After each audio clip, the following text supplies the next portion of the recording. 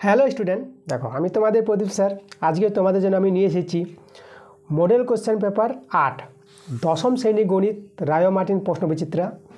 এটা আমাদের চলছে ভলিউম 2। ঠিক আছে, তোমাদের যে সামনে টেস্ট পরীক্ষা, এই টেস্ট পরীক্ষার জন্য তোমাদের খুবই ইম্পর্টেন্ট এই অঙ্কগুলো আছে, তোমাদের পরীক্ষা আসবে। তো আজকে তোমাদের যে নিয়েছি model set question paper 8 number. এর আগের তোমাদের দেখবা 1 থেকে 7 নম্বর মডেল সেট তোমাদের দেওয়া হয়ে গেছে। যারা দেখোনি তোমরা আমার ক্লাসগুলো দেখতে পারো। আমার চ্যানেলে চলে যাবা, প্লে লিস্টে সেখানে দেখবা মাধ্যমিক 2026 ভলিউম 2 বলে তোমাদের প্লে লিস্ট করা আছে। ঠিক আছে, সেখান থেকে তোমরা সব ক্লাসগুলো দেখতে পাবা। তো আজকে তোমাদের যে করাবো মডেল সেটটা 8 নম্বর, এই সেটটা তোমাদের করাবো। পেজ নাম্বারে যে আছে দেখো 565 পাতা তোমাদের যে বইটা আছে ভলিউম 2, সেই বই থেকে তোমরা চলে যাবা। আর আমার সঙ্গে একসঙ্গে অঙ্কগুলো করো। বইটা খুলো, বই থেকে তোমাদের আগে প্রশ্ন বুঝতে হবে। প্রশ্ন ইম্পর্টেন্ট, যে কোনো প্রশ্নের অ্যান্সার দেওয়ার জন্য প্রশ্ন যদি বুঝতে পারো ভালো করে, তখনই তোমরা অ্যান্সার সহজে দিতে পারবা।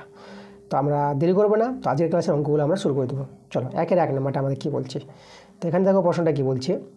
ABC যথাক্রমে X টাকা, 2X টাকা এবং Y টাকা মূলধন নিয়ে একটি ব্যবসা শুরু করেন। বছরের শেষে Y টাকা লাভ হলে B এর লভ্যাংশ কত সেটা বের করতে বলেছে। B এর লভ্যাংশ। তো এখানে দেখো এই যে ABC তিনজন আছে, এদের কিন্তু মূলধনগুলো দেওয়া আছে।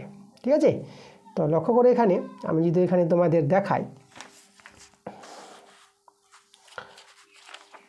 আমরা এই যে আমি লিখবো এখানে A:2B:C, এদের যে মূলধনগুলো আছে দেখো মূলধন অনুপাত। এর আছে X টাকা, তাহলে X:2, B এর আছে 2X টাকা, 2X:2, আর C এর আছে Y টাকা, তাহলে Y।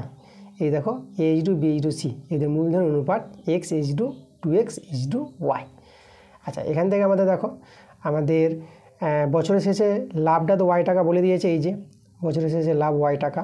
তাহলে B এর লভ্যাংশ বের করতে বলেছে, তো এখান থেকে B এর লভ্যাংশ আমরা বের করতে পারবো। দেখো, তো B এর লভ্যাংশ হবে, B এর যে লাভটা হবে, B বলতে এখানে 2X, তাহলে আমরা উপরে 2X দিব, আর নিচে এই যে অনুপাতগুলির যোগফল, আনুপাতিক যোগ, মানে X plus 2X plus Y, এই যে অনুপাতগুলির যোগফল। আর গুণ দিয়ে যেটা মোট লাভ হবে, সেই মোট লাভটা দিয়ে গুণ করতে হয়। এটা তো আমাদের নিয়ম, অংশীদারি কারবারে যে অঙ্কগুলো করতাম। তো এই হচ্ছে আমাদের B এর লভ্যাংশ।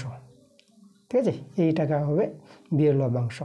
তো এখান থেকে সরল করে দেখো আমাদের একটা অপশান কিন্তু মিলে যাবে। চলো আমরা সরলটা করি।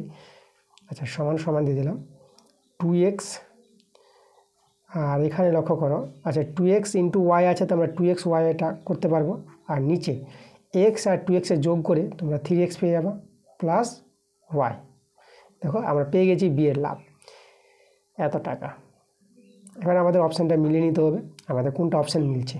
তো আমরা লক্ষ্য করে এখানে দেখো B নাম্বার অপশানটা আছে 2X plus 2XY by 3X plus Y। দেখো এই যে B নাম্বার অপশানটা, তো অ্যান্সার আমাদের B নাম্বার।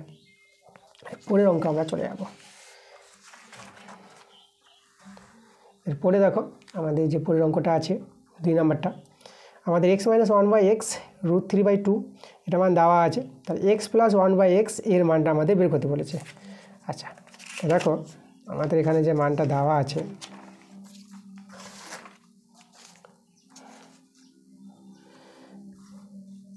তা আমাদের কার মান বের করতে বলেছে, আমাদের যে মান বের করতে বলেছে x প্লাস 1/x এর মানটা বের করতে বলেছে। তা আমরা প্রথমে কী করব, আমরা উভয় পক্ষে বর্গ করে নিই। এই যে দেখো, তাহলে যদি আমরা বর্গ করে নিই, তাহলে এখন আমাদের জানতে হবে a প্লাস b তার হোল স্কোয়ার সূত্র। দেখো এই সূত্রটা তোমরা জানো, বর্গের যে সূত্রটা a² plus 2ab plus b²। তো এই সূত্র ছাড়াও এর আরেকটা সূত্র তোমাদের জানতে হবে, যে সূত্রটা হবে দেখো এটা a মাইনাস b তার হোল স্কোয়ার প্লাস 4ab। ঠিক আছে, এটা একটা সূত্র আছে। অ্যাকচুয়ালি সূত্রটা আসছে কী করে দেখো, আমি তোমাদের দেখাচ্ছি। এটা সূত্রের প্রমাণটা তোমাদের একটু দেখিয়ে দিই। আমরা তো এটা জানি a plus b whole square সূত্র a² plus 2ab plus b²।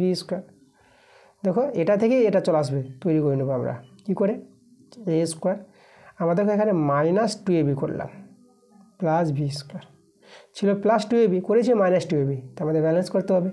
তো দেখো আমাদের ব্যালেন্সটা যে করতে হবে, এখানে কত নিব, যে ব্যালেন্স করে প্লাস 2ab আসবে।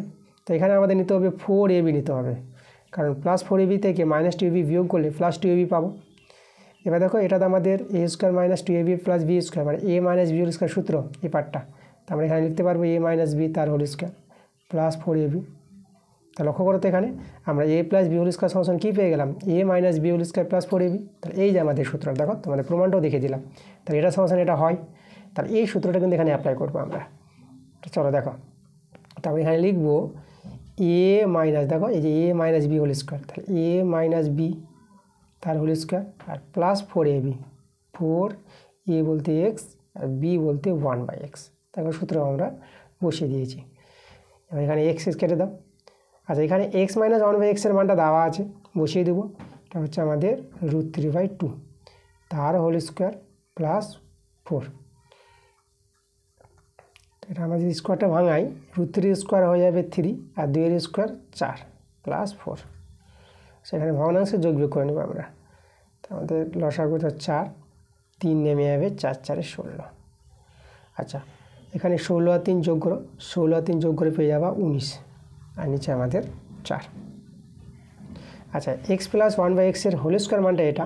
তাহলে আমরা কী করবো এখানে, আমরা এখানে x আমরা স্কোয়ারটা ছেড়ে দেবো। আমরা স্কোয়ারটা যদি আমরা ছেড়ে দিই, দেখো আমাদের কত আসবে লক্ষ্য করে এখানে। তাহলে আমরা অতএব দিয়ে লিখবো, অতএব দেখো অতএব আমরা x প্লাস 1/x সমান কত হবে, দেখো x প্লাস 1/x এর হোল স্কোয়ার মানটা পেয়েছে 19/4। তাহলে স্কোয়ার যদি ছেড়ে দাও তাহলে প্লাস মাইনাস √/, চাপবে। তো আমরা এখানে ধনাত্মক মানটা নিয়ে কাজ করি, মাইনাস মানটা নিব না, কারণ অপশানগুলোতে ধনাত্মক মান নিয়েছে। তো আমরা এখানে শুধু প্লাস মানটা নিয়ে এই যে √19/4 তাকে এটা করে দিলাম। এবার 19-এর তো বর্গমূল হয় না, তার √19 থেকে যাবে, কিন্তু 4-এর বর্গমূল হবে 4-এর বর্গমূল 2। দেখো আমাদের অ্যান্সারটা চলে এসেছে √19/2, এটা আমাদের অ্যান্সার হবে। তো দেখো তো আমাদের কত নম্বর অপশানটা মিলছে, এই যে √19/2 আমাদের এ নাম্বার অপশানটা মিলছে। তাহলে অ্যান্সার আমাদের এ নাম্বার। ওকে, পরের প্রশ্ন। আচ্ছা পরের প্রশ্নটা দেখো, 3 নম্বর প্রশ্ন। আমাদের বলেছে প্রদত্ত চিত্রে ও কেন্দ্র বিশিষ্ট বৃত্তে এসি একটি জে এবং এবি বৃত্তের ব্যাস, তাহলে ওডি। দেখো আমাদের কিন্তু ছবিটা দেওয়া আছে এখানে, প্রদত্ত চিত্র বলতে চিত্রটা দেওয়া আছে। ওডি এসি এর উপর লম্ব, দেখো এই যে ওডিটা এসি বাহুর উপর লম্ব আছে এবং ওডির দৈর্ঘ্য বলে দিয়েছে 6 সেমি। তাহলে আমাদের বিসির দৈর্ঘ্য বের করতে বলেছে কত হবে। আচ্ছা তাহলে এখানে লক্ষ্য রাখো তো, আমাদের এখানে যে ছবিটা দিয়েছে এখানে, এই ছবি থেকে আমরা দেখো তোমাদের প্রমাণটা দেখিয়ে দেবো। আচ্ছা প্রমাণটা বলতে বিসির দৈর্ঘ্যটা আমরা দেখাবো, প্রমাণ তো বলিনি, বিসির দৈর্ঘ্য বের করতে বলেছে। আচ্ছা এখানে লক্ষ্য করো এই যে ও বিন্দুটা এবি বর মধ্যবিন্দু আছে, ঠিক আছে। তাহলে ও বিন্দু হচ্ছে এবি বর মধ্যবিন্দু, এবিটা ব্যাস এখানে। তাহলে আমরা ব্যাসের জন্য এই যে যেহেতু এবি ব্যাস, যেহেতু এবি ব্যাস, ঠিক আছে। তাহলে অতএব আমরা এই যে ও বিন্দুটা বলবো এই যে ও এবি এর মধ্যবিন্দু,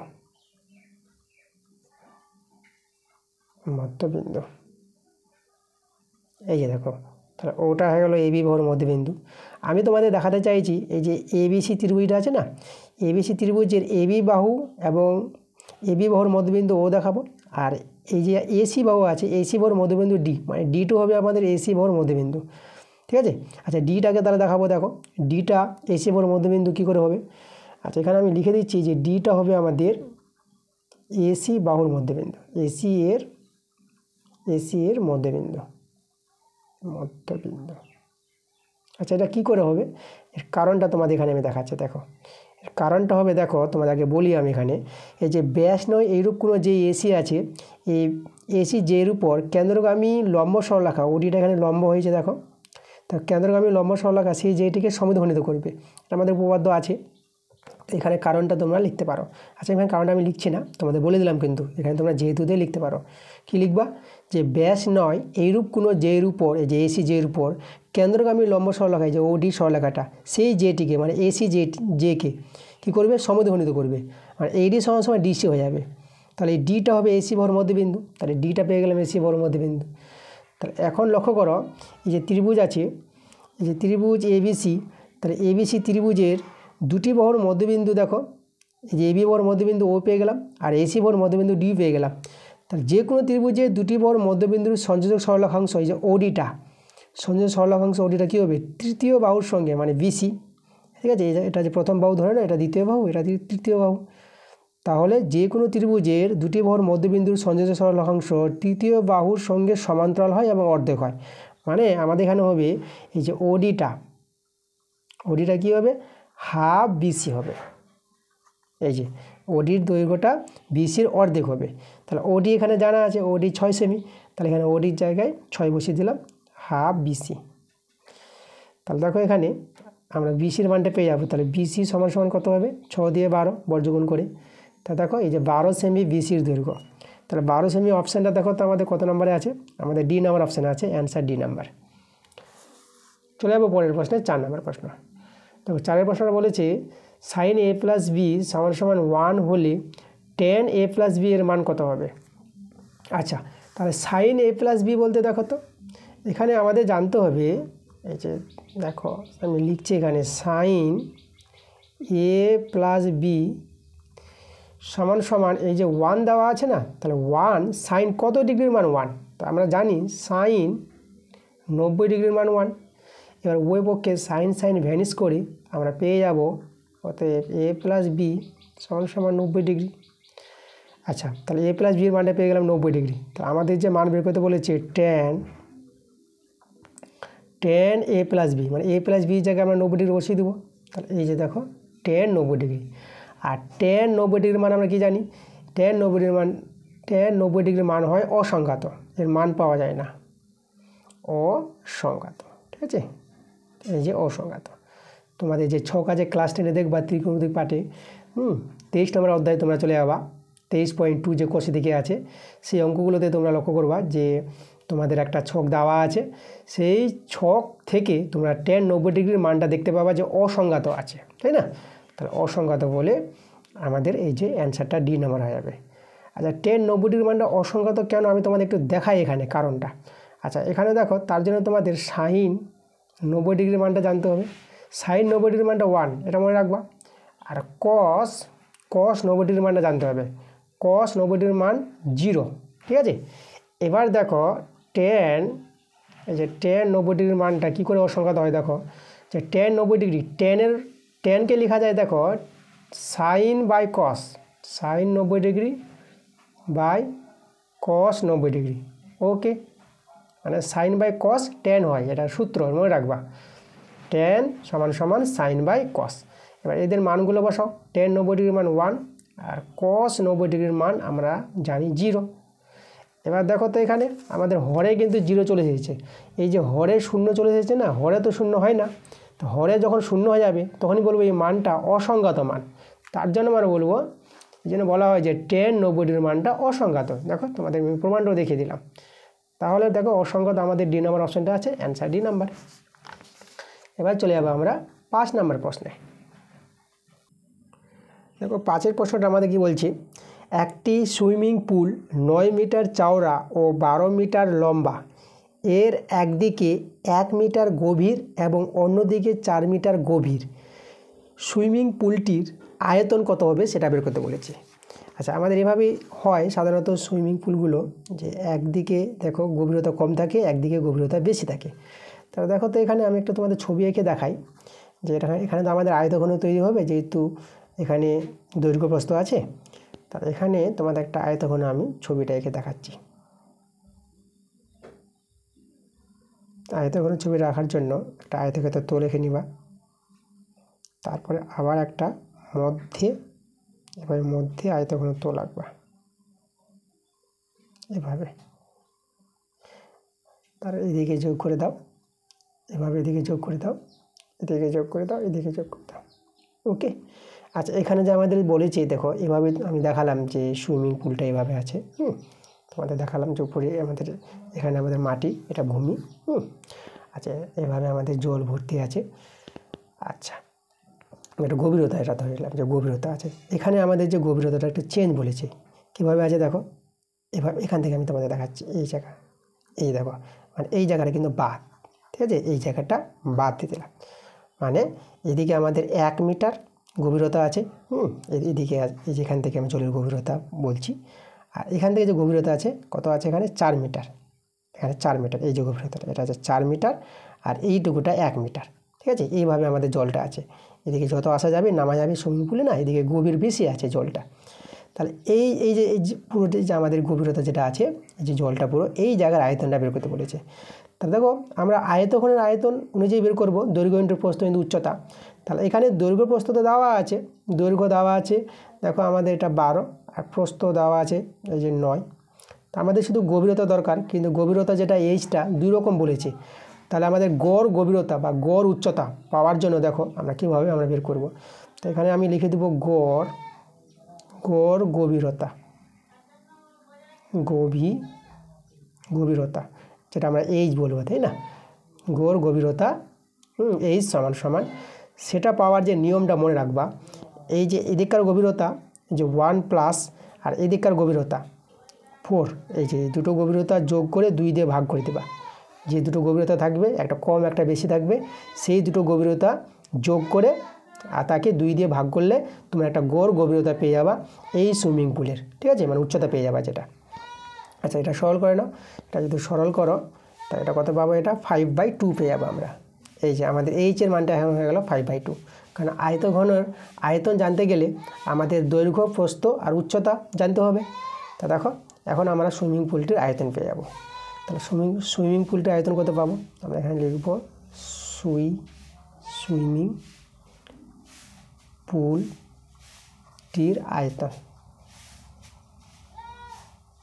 সমান সমান, দেখো আমরা জানি দৈর্ঘ্য ইন্টু প্রস্থ ইন্টু উচ্চতা। দৈর্ঘ্য হচ্ছে 12, প্রস্থ হচ্ছে 9, আর যেটা আমরা উচ্চতা গভীরতা যেটা পেয়ে গেলাম 5/2। তাহলে এখানে আমরা 5/2 বসিয়ে দেবো। আর একক যেহেতু মিটার ছিল, তা আমাদের এখানে লিখতে হবে ঘন মিটার। এবার এটা সরল করে আমরা কিন্তু অ্যান্সার পেয়ে যাব। দেখো কাটাকাটি করি, এই যে দেখো 2 × 6 = 12, আর এখানে 6 × 5 = 30, আর 6 × 5 = 30, আর এদিকে 9, তা 9 × 3 = 27। দেখো আমরা পেয়ে যাচ্ছি কত? আমরা পেয়ে যাচ্ছি 270 ঘনমিটার। এই 270 ঘনমিটার আমাদের সুইমিং পুলের আয়তন। তাহলে সেটা অপশানটা দেখো তো আমাদের 270 ঘনমিটার কোথায় আছে? এ নাম্বার অপশানটাই আমাদের অ্যান্সার। আচ্ছা, এরপরে চলে যাবো আমরা 6 নম্বর প্রশ্নে। 6 নম্বর প্রশ্নটি দেখো আমাদের বলেছি কিছু রাশি তথ্য দেওয়া আছে, এই রাশি তথ্যগুলোর মধ্যে আমাদের সংখ্যাগুলো মান বের করতে বলেছে। তো সংখ্যাগুলো মান আমরা কি জানি? এই রাশি তথ্যগুলোর মধ্যে যে সংখ্যাটা বেশিবার থাকবে সেই সংখ্যাটাই হচ্ছে সংখ্যাগুলো মান। তো দেখো লক্ষ্য করো 8 একবার, 2 বার, 3 বার, 4 বার, 5 বার। তো তোমরা দেখবে এখানে যতগুলো সংখ্যা আছে 8 সংখ্যাটা কিন্তু বেশিবার আছে। তাহলে 8 সংখ্যাটা বেশিবার আছে বলে সংখ্যাগুলো মানটা আমরা বলবো 8। তার সংখ্যাগুলো মান পেয়ে গেলাম 8, বি নাম্বার অপশানটা। এবার 2 এর প্রশ্নগুলো আছে শূন্যস্থান পূরণ করো।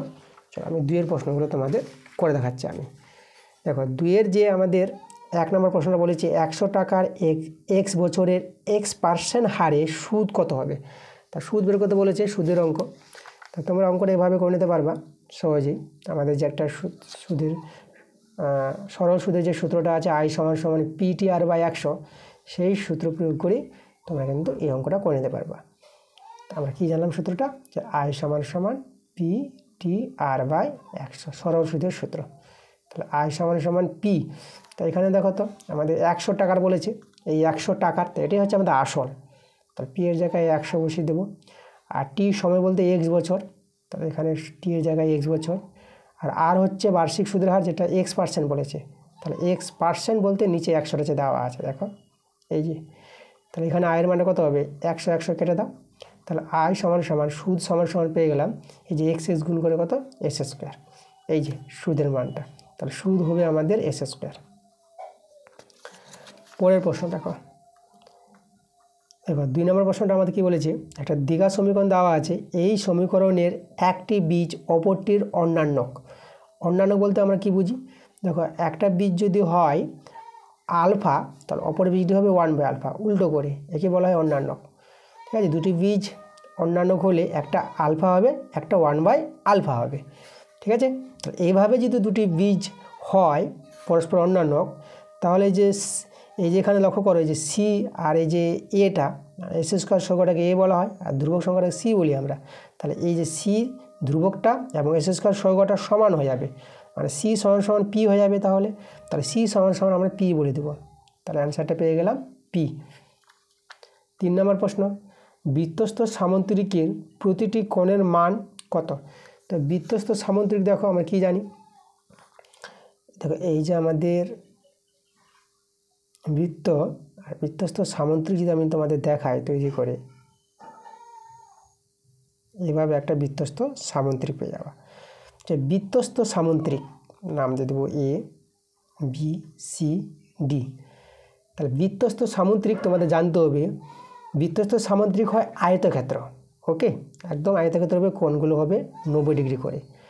তাহলে তোমাদের এটা একদম সূত্রের মতো মুখস্থ রাখবা। এটা তোমাদের বইতে প্রয়োগ আছে যে প্রমাণ করো যে বৃত্তস্থ সামুদ্রিক একটি আয়তক্ষেত্র। তা বৃত্তস্থ সামুদ্রিক আয়তক্ষেত্র হয়, তো আয়তক্ষেত্র যদি হয়ে যায় তো আয়তক্ষেত্রের প্রতিটি কোণ আমরা জানি 90 ডিগ্রি করে। তাহলে এই যে দেখো, এই যে বৃত্তস্থ সামুদ্রিকের প্রতিটি কোণ কত হবে? 90 ডিগ্রি। যেহেতু বৃত্তস্থ সামুদ্রিক আয়তক্ষেত্র, তার জন্য হয়ে যাবে কোণগুলো 90 ডিগ্রি করে। অ্যান্সার হবে আমাদের 90 ডিগ্রি।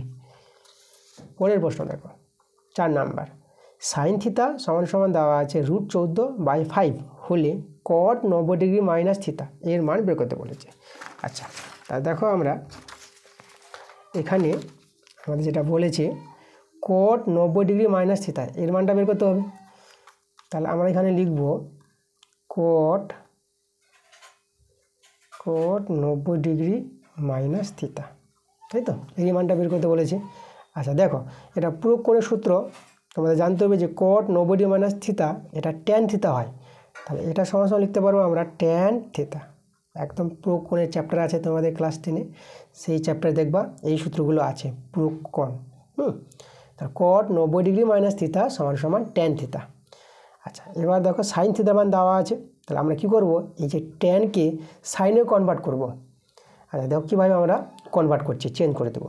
তা আমরা ট্যান থিতা সমান সমান সূত্র আমরা লিখব প্রথমে সাইন থিতা বাই কস থিতা। ঠিক আছে, ট্যান থিতার সূত্র সাইন থিতা বাই কস থিতা, এটা লেখা যায়। দেখো সাইন থিতা আমরা পেয়ে গেছি, এখানে তো মান বসাতে পারবো। আচ্ছা, এই কস থিতাকে তাহলে আমাদের সাইন থিতা করতে হবে, কারণ সাইন থিতার মান জানা আছে, তার জন্য আমরা সবাইকে সাইন থিতা করব। তাহলে সাইন থিতা উপরে এখন বসিয়ে দিলাম।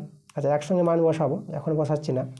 আর কস থিতা দেখো, কস থিতা থেকে সাইন থিতায় যাওয়া যায়, তার সূত্রটা তোমার মনে রাখবা। এটা সূত্রটা আছে এই যে √1 মাইনাস সাইন স্কোয়ার থিতা। ঠিক আছে, এই যে কস থিতা সমান সমান √1 মাইনাস সাইন স্কোয়ার থিতা। আচ্ছা, এই সূত্রটা আমি তোমাদের দেখিয়ে দিচ্ছি কী করে সূত্রটা হয়। দেখো তোমরা জানো যেহেতু sine square theta plus cos square theta এটা সমান সমান 1, sine square theta plus cos square theta সমান সমান 1 হয়। তাহলে এখান থেকে আমরা কস থিতার মানটা বের করতে পারবো। দেখো প্রথমে তো আমরা cos square theta 1 minus sine square theta, এই যে সাইন স্কোয়ার থিতা আমরা ডান দিকে নিয়ে চলে গেলাম। এবার স্কোয়ারটা ছেড়ে দেবো, কস থিতার মানটা বের করবো, তো √ওভার চেপে যাবে 1 মাইনাস সাইন স্কোয়ার থিতা, তাই না? স্কোয়ার উঠালে √ওভার চাপে, প্লাস মাইনাস হয়, তো এখানে মাইনাস হবে না, কারণ থিতা হচ্ছে ধনাত্মক সূক্ষ্মকোণ, তার জন্য মাইনাসটাকে ছাড়া হয়, ধনাত্মক মান নিয়ে কাজ হবে। তা দেখো কস থিতার মানটা পেয়ে গেলাম, এটা তো লিখেছি আমরা কস থিতা সমান সমান √1 মাইনাস সাইন স্কোয়ার থিতা। দেখো এবার আমরা কি করব, এখানে সাইন থিতার মান যে জানা আছে সেই সাইন থিতার মানটা আমরা বসিয়ে দেবো। দেখো সাইন থিতার মান আমাদের প্রশ্নে আমাদের বলে দিয়েছে এই যে √14/5, তাহলে আমরা এখানে পুট করে দেবো। চলো তাহলে আমরা লিখব সাইন থিতার জায়গায় √14/5 আর নিচে সমান সমানটা এখানে দিয়ে দিলাম। আর নিচে দেখো √1 মাইনাস, তাহলে এখানেও হবে √14/5 তার হোল স্কোয়ার। এই যে দেখো পুট করে দিলাম মানটা। এবার সরল করে যেটা আসবে সেটাই আমাদের অ্যান্সার। আমার উপরে তো রয়ে গেল, উপরে রয়ে গেল √14/5, নিচে আমাদের সরলটা হবে √ওভার এই যে 1 মাইনাস, এখানে দেখো স্কোয়ারটা যদি ভাঙাই এটা 14, এই যে √14 স্কোয়ার 14 হবে, আর 5-এর স্কোয়ার 5 5-এ 25। উপরে আমাদের √14/5 আর নিচে √ওভার, একে যদি সরলটা করা যায় দেখো এখানে ভগ্নাংশ যোগ করে নেবা, 25 লসাগু, এটা 25 মাইনাস এটা 14 নেমে যাবে। আচ্ছা, তাহলে এবার আমরা দেখো এই যে দেখো উপরে তো আমাদের √14/5 আছেই, আর নিচে দেখো √ওভার, এখানে দেখো 25 থেকে 14 বিয়োগ করো, তাহলে এটা পেয়ে যাবা কত, 11 পেয়ে যাবা, 11, আর এখানে তো 25। আচ্ছা, তাহলে এবার দেখো আমরা কি করব, আমরা উপরে √14/5 আছে আমরা রেখে দিলাম। আর নিচে দেখো এই যে 25 বর্গমূল করা যাবে, তাহলে 11 বর্গমূল হবে না, তো আমরা √11 বসিয়ে দিলাম। আর 25 বর্গমূল 5, এই দেখো এবার এই যে হরটা সমান হয়ে গেছে, এখানে 5, এখানেও 5, তাহলে 5 5 তোমরা কেটে দিতে পারবা। তাহলে আমাদের দেখো অ্যান্সারটা দাঁড়িয়ে গেল সমান সমান এই যে √14 উপরে আর নিচে √11। এটাকে একসঙ্গে তোমরা লিখে দিতে পারো √ওভার দিয়ে 14/11। এই যে √14/11 এটাই কিন্তু আমাদের, এই যে দেখতে পাচ্ছ না তোমরা, এই যে √14/11 এটাই কিন্তু আমাদের অ্যান্সার। ওকে, তা আমরা অ্যান্সারটা এখানে বসিয়ে দিই প্রশ্নতে। এই যে আমাদের যে প্রশ্ন বলেছিল, এই দেখো এখানে বলেছে আমাদের, এই যে দেখো সাইন থিটা এটা হলে পরে এই যে কোট 90 ডিগ্রি মাইনাস থিটার মানটা কত পেলাম আমরা পেলাম, এই যে এখানে লিখে দিচ্ছি √14/11 পেলাম। ঠিক আছে, এই যে আমাদের অ্যান্সারটা। আচ্ছা চলে যাবো তাহলে এখন 5 নম্বর প্রশ্নে। বলেছে একটি নিরেট অর্ধগোলকের তল সংখ্যা জানতে চেয়েছে। আচ্ছা অর্ধগোলক আমরা কি জানি, দেখো এই যে অর্ধগোলক ছবিটা আমি এখানে এঁকে দেখাচ্ছি। আচ্ছা এইভাবে করে এই যে দেখো, এই যে দেখো, তো অর্ধগোলকের দুটো তল পাওয়া যায়, তাই না? দেখো অর্ধগোলক বলতে এই যে একটা সম্পূর্ণ গোলক, যেটা ফুটবল তাকে অর্ধেক করে নাও, সেটাকে বলা হয় অর্ধেকটা অংশটাকে অর্ধগোলক। তো এইভাবে কেটে নিলে পরে এখানে একটা দেখো বৃত্তাকার তল পেয়ে যাবো এই জায়গাটা। তা বৃত্তাকার তলটা হবে সমতল, আর এই যে তলটা যেটা বক্রতল আছে উপরের তলটা, তো একটা বক্রতল একটা সমতল। তাহলে অর্ধগোলকের তল কটা পাচ্ছি আমরা, দুটো তল, বক্রতল ও সমতল। তো এটাই তো চেয়েছে আমাদের, একটি নিরেট অর্ধগোলকের তল সংখ্যা জানতে চেয়েছে, তা আমরা দুটি পেয়ে গেলাম, অ্যান্সারটা হয়ে যাবে 2টি। 6 নম্বর প্রশ্ন দেখো, আমার 6 নম্বর প্রশ্নটা কি বলেছে, ঊর্ধ্বক্রমে সাজানো, ঊর্ধ্বক্রমে বলতে ছোট থেকে বড়, তো ঊর্ধ্বক্রমে সাজানো 2n + 1 টি মানে এতটি চলরাশির মধ্যমা হবে এততম সংখ্যা, মানে এর মধ্যমাটা আমাদের জানতে চেয়েছে কততম সংখ্যা হবে। আচ্ছা তো দেখো তো মধ্যমা আমরা কি জানি, এখানে আমাদের জানতে হবে, দেখো n যদি বিজোড় হয়, বিজোড় সংখ্যা যাকে অযুগ্ম বলা হয়, n = বিজোড় সংখ্যা, বিজোড়। আচ্ছা বিজোড়কে আমরা অযুগ্ম লিখি, অযুগ্ম যেটা বিজোড় সংখ্যা, মানে 1 3 5 5 7 9 এগুলো বিজোড় সংখ্যা, তাই না? বিজোড় সংখ্যাকে অযুগ্ম বলা হয়। আর n যদি অযুগ্ম হয়, তা দেখো মধ্যমা যেটা সূত্র, ঠিক আছে, সেই মধ্যমার সূত্রটা কি হয়, সেই মধ্যমার সূত্রটা হবে, এই যে মধ্যমা যদি লিখি আমরা মধ্যমা, তাহলে এখানে মধ্যমা পেয়ে যাবা n + 1/, ঠিক আছে, n + 1/2। এই যে দেখো এটা হচ্ছে আমাদের মধ্যমার সূত্র। কখন, যখন nটা কিন্তু বিজোড় হবে, মানে অযুগ্ম হবে। তাহলে এখানে দেখো তো এই যে আমাদের এখানে দেওয়া আছে এই যে 2n + 1, তো এটা আমাদের কি জোড় না বিজোড়? তাহলে দেখো আমি তোমাদের প্রথমে 2n বলি, 2nটা কি হবে, 2nটা হবে সবসময় যুগ্ম, মানে জোড় হবে, তাই না? যুগ্ম বলি আমরা, এই যে যুগ্মকে জোড় সংখ্যা বলা হয়। কেন যুগ্ম, কারণ n এর মানটা তুমি 1 2 3 4 যাই নাও না কেন, দেখো তুমি জোড় সংখ্যা পাবা, 1 বসাও 2 হবে, 2 বসাও 4 হবে, 3 বসাও 6 হবে, গুণ হয়ে যাবে না? তাহলে 2nটা সবসময় জোড় সংখ্যা, যুগ্ম সংখ্যা। তাই 2n যদি যুগ্ম সংখ্যা হয়, তাহলে 2n + 1, তো এটা কী হয়ে যাবে, যুগ্ম, মানে জোড় সংখ্যার সঙ্গে 1 যোগ করলে সেই সংখ্যাটা হয়ে যাবে বিজোড় সংখ্যা, অযুগ্ম সংখ্যা, ঠিক না? তাহলে এটা হয়ে গেল আমাদের কি, এটা হয়ে গেল আমাদের অযুগ্ম সংখ্যা, অযুগ্ম, মানটা হবে এটা অযুগ্ম, ঠিক আছে। এই যে 2n + 1কে বলবো অযুগ্ম, কারণ এটা যদি 4 হয়, তো 4-এর সঙ্গে 1 যোগ করলে 5, 5টা বিজোড়। এটা যদি 6 হয়, তা 6-এর সঙ্গে 1 যোগ করলে 7। তার জন্য আমরা বলবো যে 2n হয় আমাদের জোড় সংখ্যা, আর 2n + 1 হয় বিজোড় সংখ্যা, অযুগ্ম যাকে বলা হয়। তাহলে আমাদের এটা কি আছে, তাহলে অযুগ্ম আছে। তাহলে এই যে অযুগ্ম চলরাশির মধ্যমা কত হবে, তাহলে আমরা এখানে লিখে দেবো, এই যে অতএব দিয়ে আমরা লিখব, অতএব 2n + 1 এতটি চলরাশির মধ্যমা, চলরাশির মধ্যমা মাধ্যমে জানতে চেয়েছি। দেখো এই সূত্রটা অ্যাপ্লাই করব, যে অযুগ্ম হলে পরে n + 1/2। তাহলে একইভাবে দেখো এটাকে n কল্পনা করে নাও, পুরোটাকে n। তাহলে আমরা এখানে সূত্রটা লিখবো, দেখো 2n যেটা n আমাদের 2n + 1 হবে, এই যে 1, এই যে 1 আছে প্লাস, আর /2, ঠিক আছে, এততম, ঠিক আছে, এই যে এততম। তম, এখানে এততম বলে দেবো, যেহেতু n আছে না, এততম। এটা সরল করে আমাদের অ্যান্সার চলে আসবে। তাহলে এখানে দেখো 2n আর 1 যোগ করে এটা 2 হয়ে যাবে, 2 এততম। এখানে 2 কমন নিয়ে নিলাম, তাহলে n+1/2 এততম। তাহলে এখানে 2 2 কেটে দাও, তাহলে আমাদের রয়ে গেল কত, রয়ে গেল n+1 তম। এই যে দেখো এততম, অ্যান্সারটা হবে এখানে আমাদের n+1 এততম সংখ্যা। এই ছিল আমাদের 6 অঙ্কটা। এবার আমরা চলে আসবো 3 প্রশ্নগুলো। সত্য বা মিথ্যা আমাদের দেখাতে বলেছে। আচ্ছা, তো দেখো এখানে 3-1 প্রশ্নটা আমাদের বলেছে চক্রবৃদ্ধি সুদের ক্ষেত্রে নির্দিষ্ট সময় অন্তর সুদ আসলের সঙ্গে যোগ হয়, এটা আমাদের বলেছে। ঠিক আছে, চক্রবৃদ্ধি সুদের ক্ষেত্রে নির্দিষ্ট সময় অন্তর, মানে বছরে বছরে যেটা আমরা যদি বলি, নির্দিষ্ট সময় অন্তর সুদ আসলের সঙ্গে যোগ হয়, সেই কারণে আসলের পরিমাণ ক্রমাগত বাড়তে থাকে। এটা সত্য কথা না মিথ্যা কথা? আচ্ছা, এটা কিন্তু চক্রবৃদ্ধি সুদের ক্ষেত্রে কিন্তু সত্য কথা, তাই না? সত্য কথা কী করে?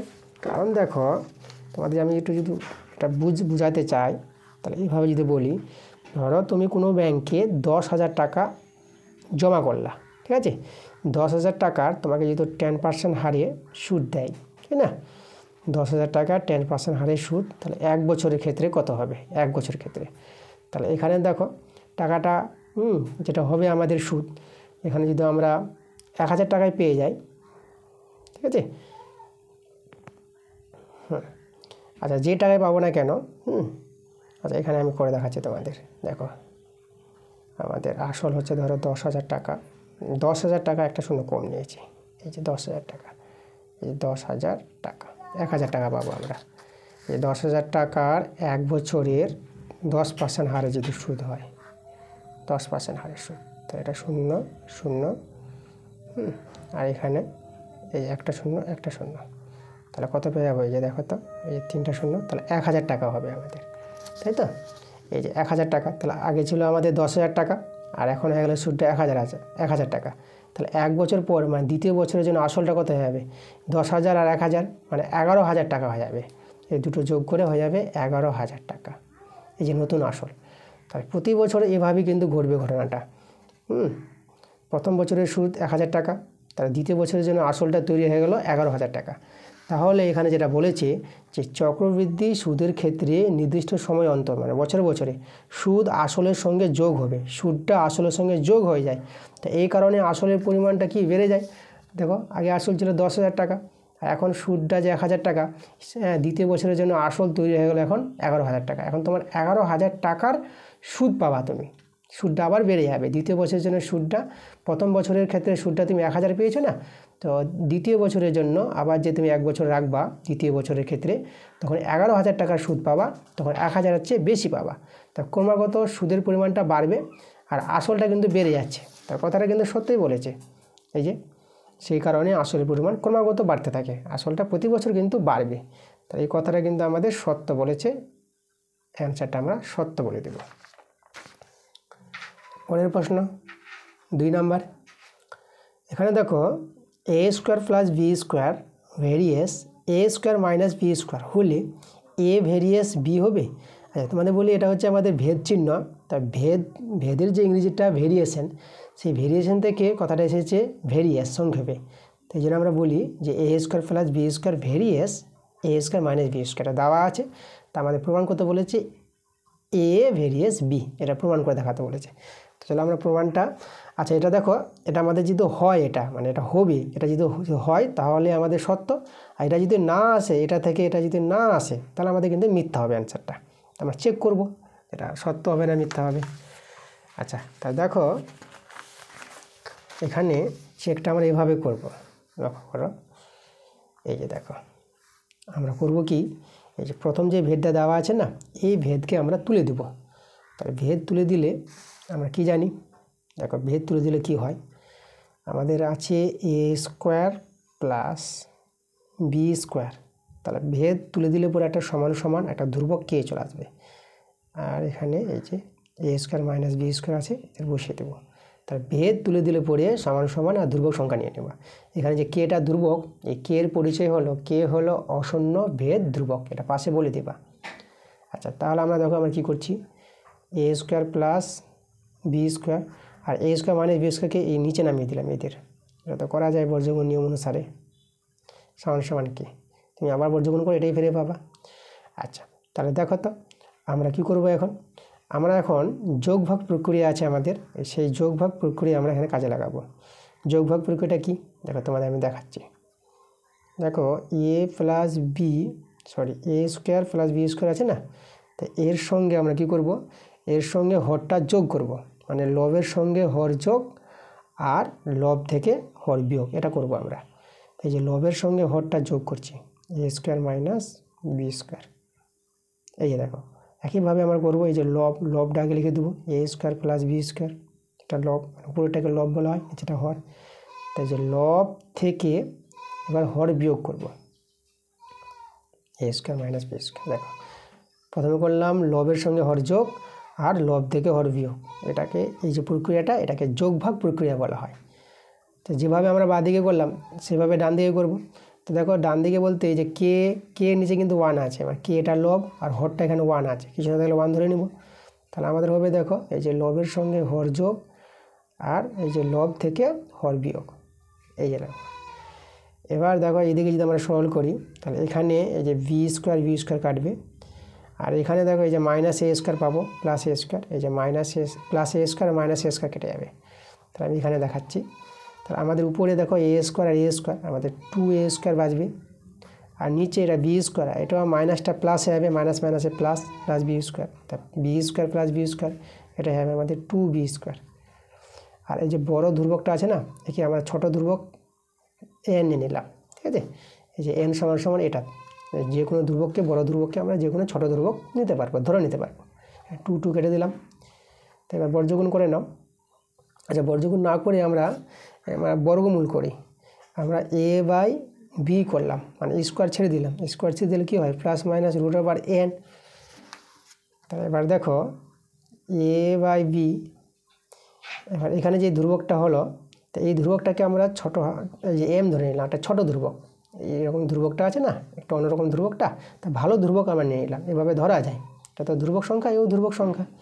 আচ্ছা, এগুলো পাশে বলে দেবো অশূন্য ধ্রুবক, এগুলো এখানে ভেদ ধ্রুবক বলবা না, অশূন্য ধ্রুবক বলবা, কারণ এখানে আমরা ভেদ তুলিনি, শুধু ধ্রুবক এগুলো। বাস, এবার এখানে বর্গগুণ করে নাও। তাহলে আমরা এখানে এ সমান সমান এই যে আমরা এম ইন্টু বি পেয়ে যাবো, এই যে এ সমান সমান এম বি।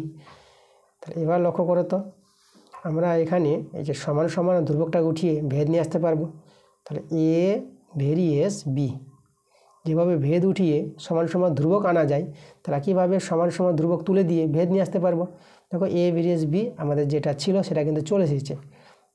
তাহলে আমাদের যে বলেছিল এখানে এই যে এটা থেকে এটা হবে, হ্যাঁ হচ্ছে, এটা কিন্তু আমাদের সত্য। তাই আমরা 2 নম্বরটাও সত্য পেয়ে গেলাম। 3 নম্বর প্রশ্নটা দেখো, বলছে দুটি পরস্পরছেদী বৃত্তের সাধারণ স্পর্শকের সংখ্যা হলো 2টি। পরস্পরছেদী বৃত্ত, আচ্ছা দেখো পরস্পর যেহেতু দুটি বৃত্ত ছেদ করে, তাহলে কীরকম দেখাবে,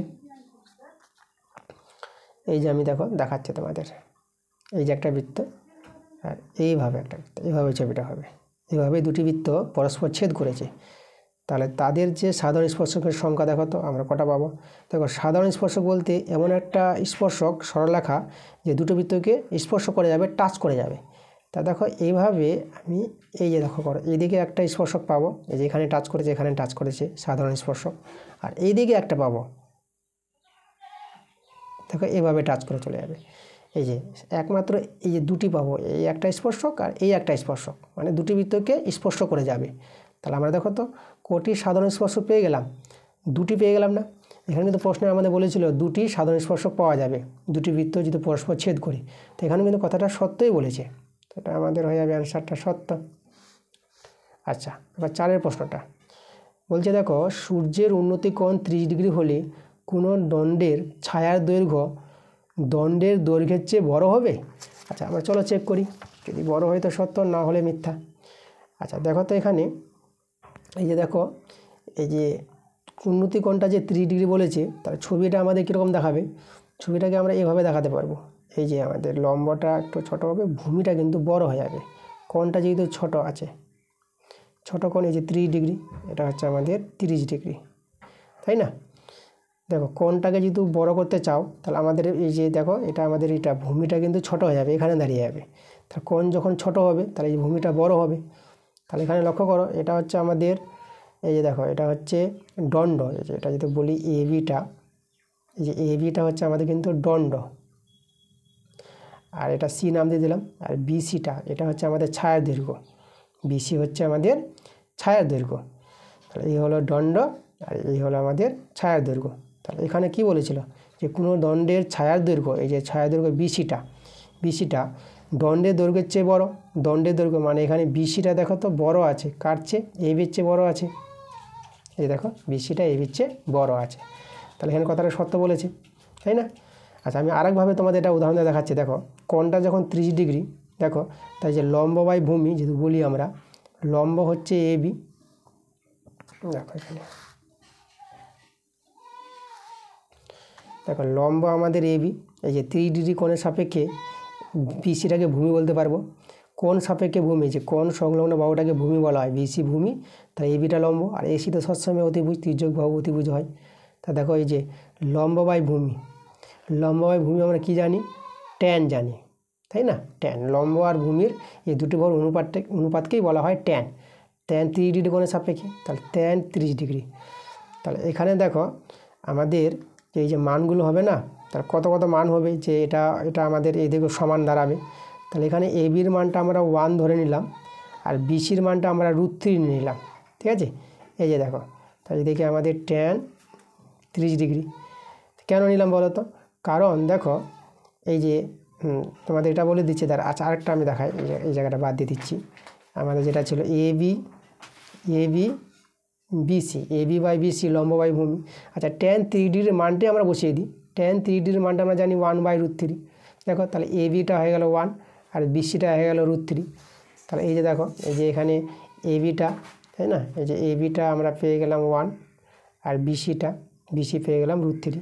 এবার দেখো তো 1কে আমরা √1ও লিখতে পারবো, √1, 1-এর বর্গমূল 1-এ হয়। তাহলে √1 √3 কে বড় আছে? √3 বড় আর √1 ছোট। তাহলে যে বিসিটা বড় আর এবিটা ছোট, এভাবেও আমরা দেখাতে পারবো, তাই না? যেভাবে তোমরা বুঝতে পারো ভালো করে।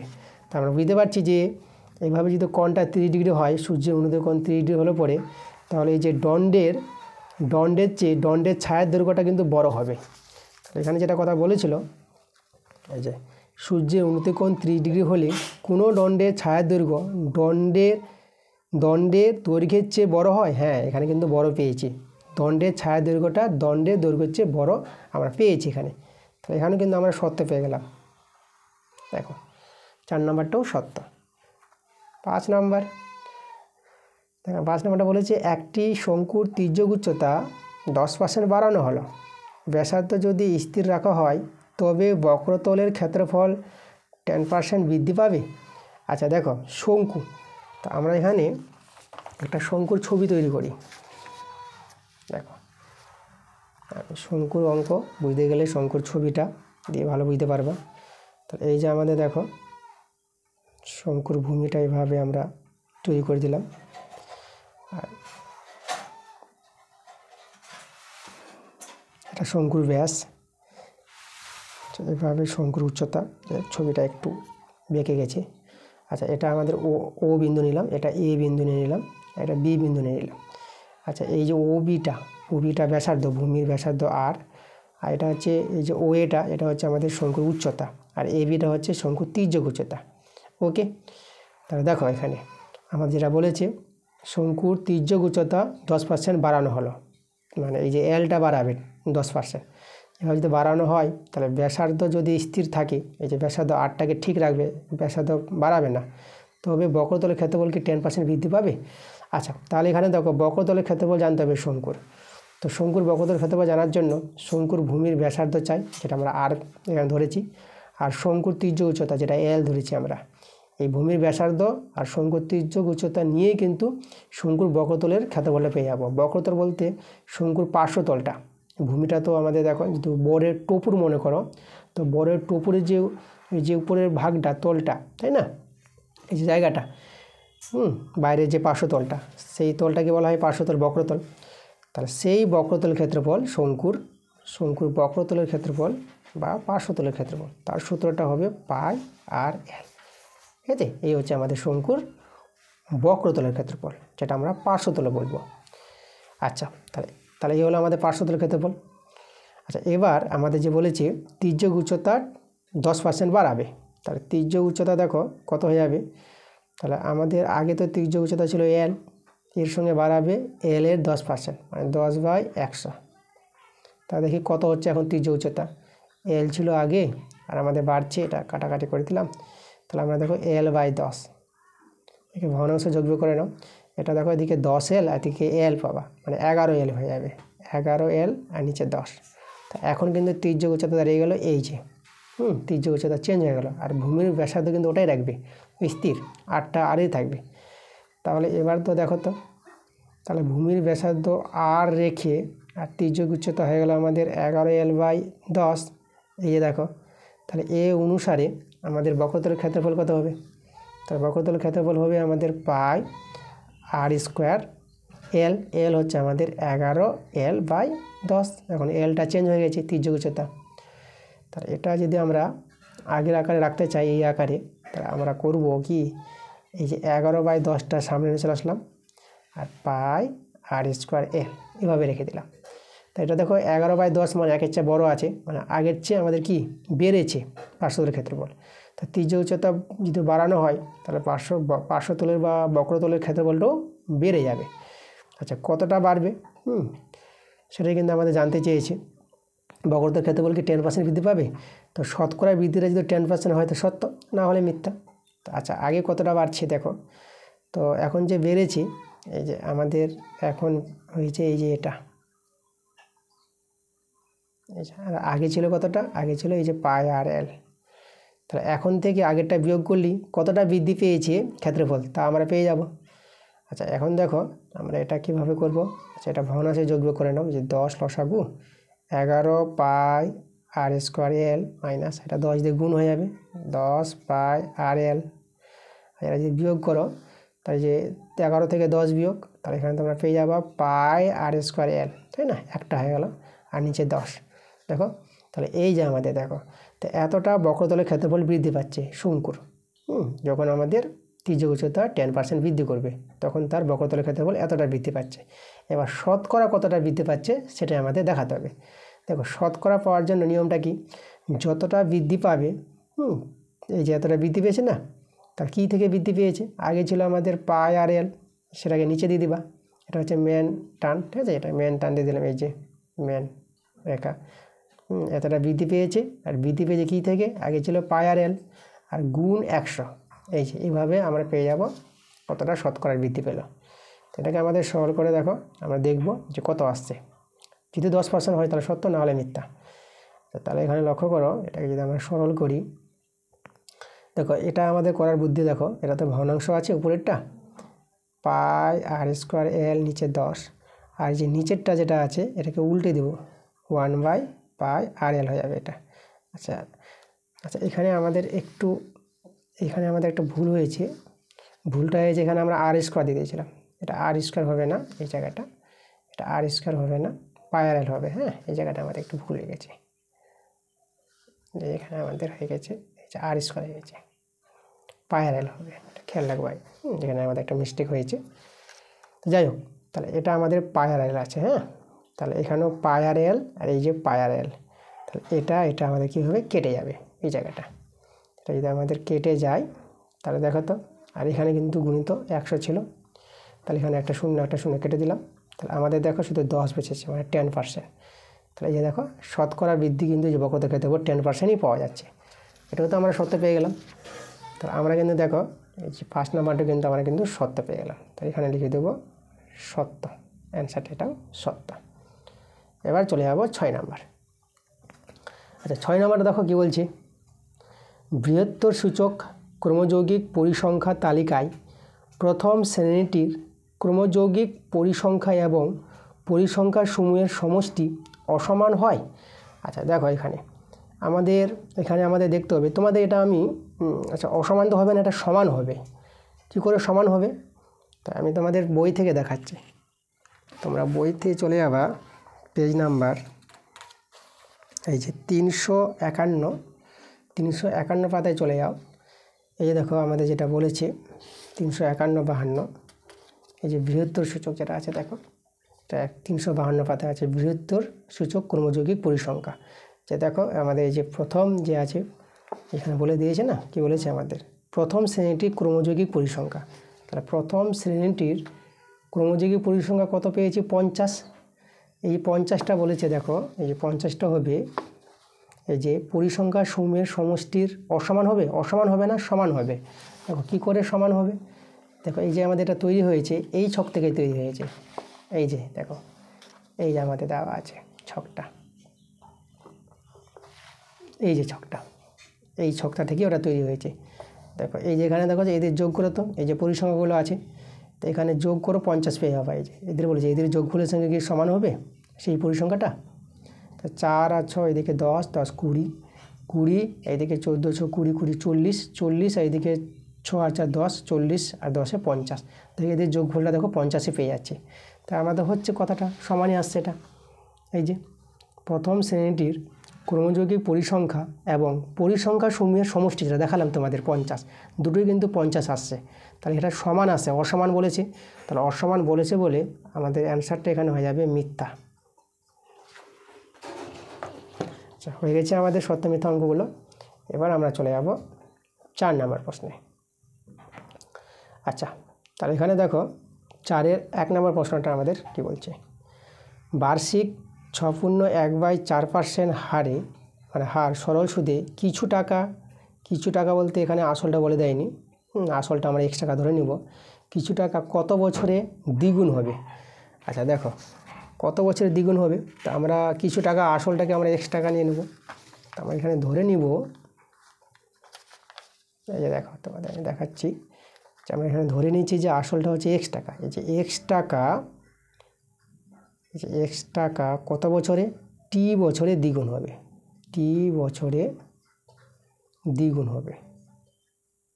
ঠিক আছে, এটা আমরা ধরে নিলাম, ধরি x টাকা t বছরে দ্বিগুণ হবে। দ্বিগুণ হবে বলতে সুদ আসলটা, সুদ আসল,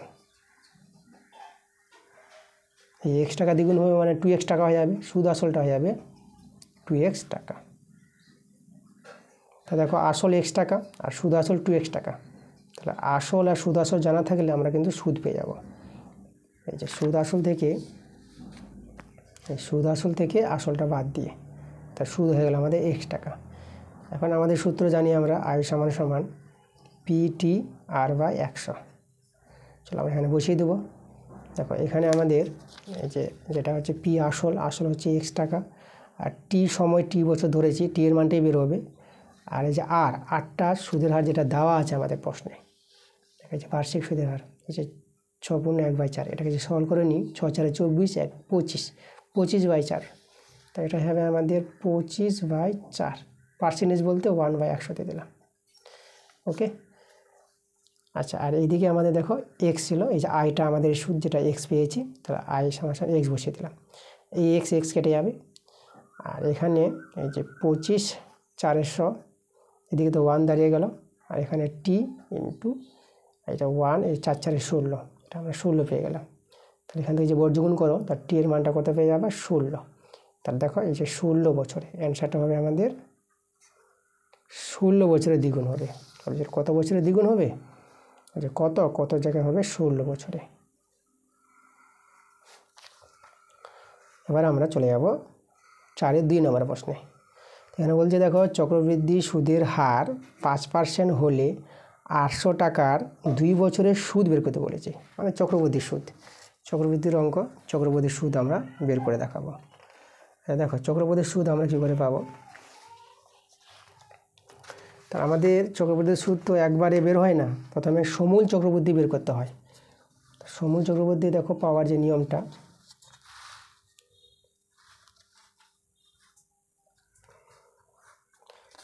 আমি এখানে তোমাদের দেখাবো সমূল চক্রবৃদ্ধির সূত্রটা। সমূল চক্রবৃদ্ধি। সমূল চক্রবৃদ্ধির সূত্র হচ্ছে P into 1 plus R by 100 whole to the power N. ঠিক আছে, যেখানে পি হচ্ছে আসল, আর হচ্ছে সুদের হার, আর এন হচ্ছে সময়। তো চলো মানগুলো এখানে বসাই। তো পি আসল হচ্ছে দেখো 800, এই যে পি আসল 800 টাকার বলেছে, আর 1 প্লাস আর বলেছে 5%, 5/100, আর এন সময় কিন্তু 2 বছর বলেছে, তাহলে এনের জায়গায় আমরা 2 বসিয়ে দেবো। এটা আমরা সরল করে দেখব যে সমূল চক্রবৃদ্ধি কত বের হচ্ছে। সমূল চক্রবৃদ্ধি বলতে সুদ আসল, যেটা সরল সুদের ক্ষেত্রে যেটা সুদ আসল দেখতাম, আর চক্রবৃদ্ধির ক্ষেত্রে সুদ আসলটা হচ্ছে সমূল চক্রবৃদ্ধি। মানে এই টাকাটা যে টাকাটা বের হবে এটা আসলও আছে এবং সুদটাও আছে। তা চলো সরলটা করি। তাহলে এখানে 800, আর এখানে যদি আমরা দেখো এটা যদি সরলটা করা যায়, এটা হয়ে যাবে দেখো 105, ভগ্নাংশ যোগ বিয়োগ করে পেয়ে যাবো 105, আর নিচে 100 তার হোল স্কোয়ার। আচ্ছা এখানে 800, এটা 105/100 ইন্টু 105/100, এবং আমরা দুবার গুণ করে নিতে পারবো। যেখানে দুটো শূন্য কেটে দিলাম। এবার একটু আমরা কাটাকাটি করি, দেখো কত দাঁড়াবে। আচ্ছা আমরা এখানে যদি আমরা এটা গুণ দেখাই, দেখো তো আমরা একটু কাটাকাটি করি, পাই দিয়ে কাটাকাটি করি। 5 দিয়ে 10, 5 একে 5, 5 দিয়ে 10, আবার পাই দিয়ে করি, এখানে 5 দিয়ে 10, 5 একে 5, আর এখানে 5 4 করি। আচ্ছা 4 দিয়ে 8, তা দেখো তো আমরা পেয়ে গেলাম 2 ইন্টু, আর 21 আর 21 যদি গুণ করো, 21 গুণ করে 441 পেয়ে যাবা। ঠিক আছে, 21 গুণ করে 441, আর এটা গুণ করে 8 8 2, এই যে 882 পেয়ে গেলাম। এটা হচ্ছে আমাদের সমূল চক্রবৃদ্ধি, যেটা সুদ আসল, এই টাকাটা মানে আসল আছে সুদও আছে। তাহলে এখান থেকে চক্রবৃদ্ধি সুদ বের করে নেব। চক্রবৃদ্ধি সুদ কী করে পাবো? এটা যদি আমাদের সুদ আসল হয়, তাহলে এখান থেকে আসলটা বাদ দিলেই তো সুদটা পেয়ে যাবো, চক্রবৃদ্ধি সুদ। তাহলে দেখো তা আমরা এখানে লিখবো অতএব চক্রবৃদ্ধি সুদ। চক্রবৃদ্ধির সুদটাই আমাদের বের করতে বলেছে, সেটা হবে এই যে 882 টাকা সমূল চক্রবৃদ্ধি, যেটা এখান থেকে আসলটা বাদ দেবো। আসল ছিল আমাদের 800 টাকা, এটা যদি বিয়োগ করো তাহলে হয়ে যাবে দেখো 82 টাকা। ঠিক আছে, এটাই হচ্ছে চক্রবৃদ্ধির সুদ। তাহলে আমাদের যে অ্যান্সারটা চক্রবৃদ্ধির সুদের অ্যান্সারটা আমরা কত পেয়ে গেলাম?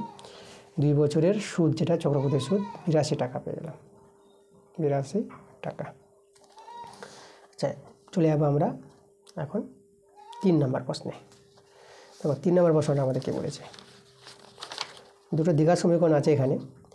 এই যে দ্বিঘাত সমীকরণ দুটো দেওয়া আছে, এই সমীকরণের একটি সাধারণ বীজ 2 হলে পি ও কিউ এর মান বের করতে বলেছে। আচ্ছা সাধারণ বীজ যখন দেওয়া আছে, মানে এই দ্বিঘাত সমীকরণের বীজ 2 আর এই দ্বিঘাত সমীকরণের বীজ 2, বীজ বলতে এক্সের মান, মানে এক্সের মান 2 বলে দিয়েছে।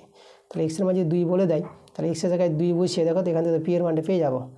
তাহলে এখানে দেখো এস স্কোয়ার আছে, তো 2 এর স্কোয়ার পি ইন্টু, এই যে দেখো আমাদের পি এক্স আছে, তাহলে পি ইন্টু এক্স হচ্ছে 2 প্লাস 8 = 0। তাহলে এটা 4, এটা 2p প্লাস 8 = 0। তা 2p প্লাস 8 আর 4 12, 0। 2p, তাহলে 12টা মাইনাস 12 হয়ে যাবে, কাটাকাটি করে 6। তাহলে পি এর মানটা কত পেয়ে গেলাম? পি পেয়ে গেলাম -6। দেখো একটা মান পেয়ে গেলাম, পি এর মান পেয়ে গেলাম। এবার দ্বিতীয় সমীকরণ দেখো, এখানে কিউ আছে পি আছে, তাহলে পি এর মান তো -6, পি এর জায়গায় -6 বসাবো, আর এক্সের মান তো 2, এক্সের জায়গায় 2 বসিয়ে দেবো, এখান থেকে কিউ এর মানটা পেয়ে যাবো। দেখো এখানে যদি আমরা সরলটা করি, তাহলে এক্স স্কোয়ার বলতে 2 এর square plus Q into X আছে, এক্সের জায়গায় 2 প্লাস, আর পি বলতে কিন্তু -6 = 0। তাহলে এটা হবে আমাদের 4 প্লাস এটা হবে 2q, এটা -6 = 0, বা 2q এটা -2 পেয়ে যাবো। এই যে -6 থেকে +4 বিয়োগ -2, 0। 2q সমান এদিকে 2 হয়ে যাবে, -2টা ডান দিকে নিয়ে গেলে 2 2 কেটে দিলাম। তাহলে আমরা কিউ এর মানটা কত পেয়ে গেলাম? কিউ এর মানটা 1 পেয়ে গেলাম।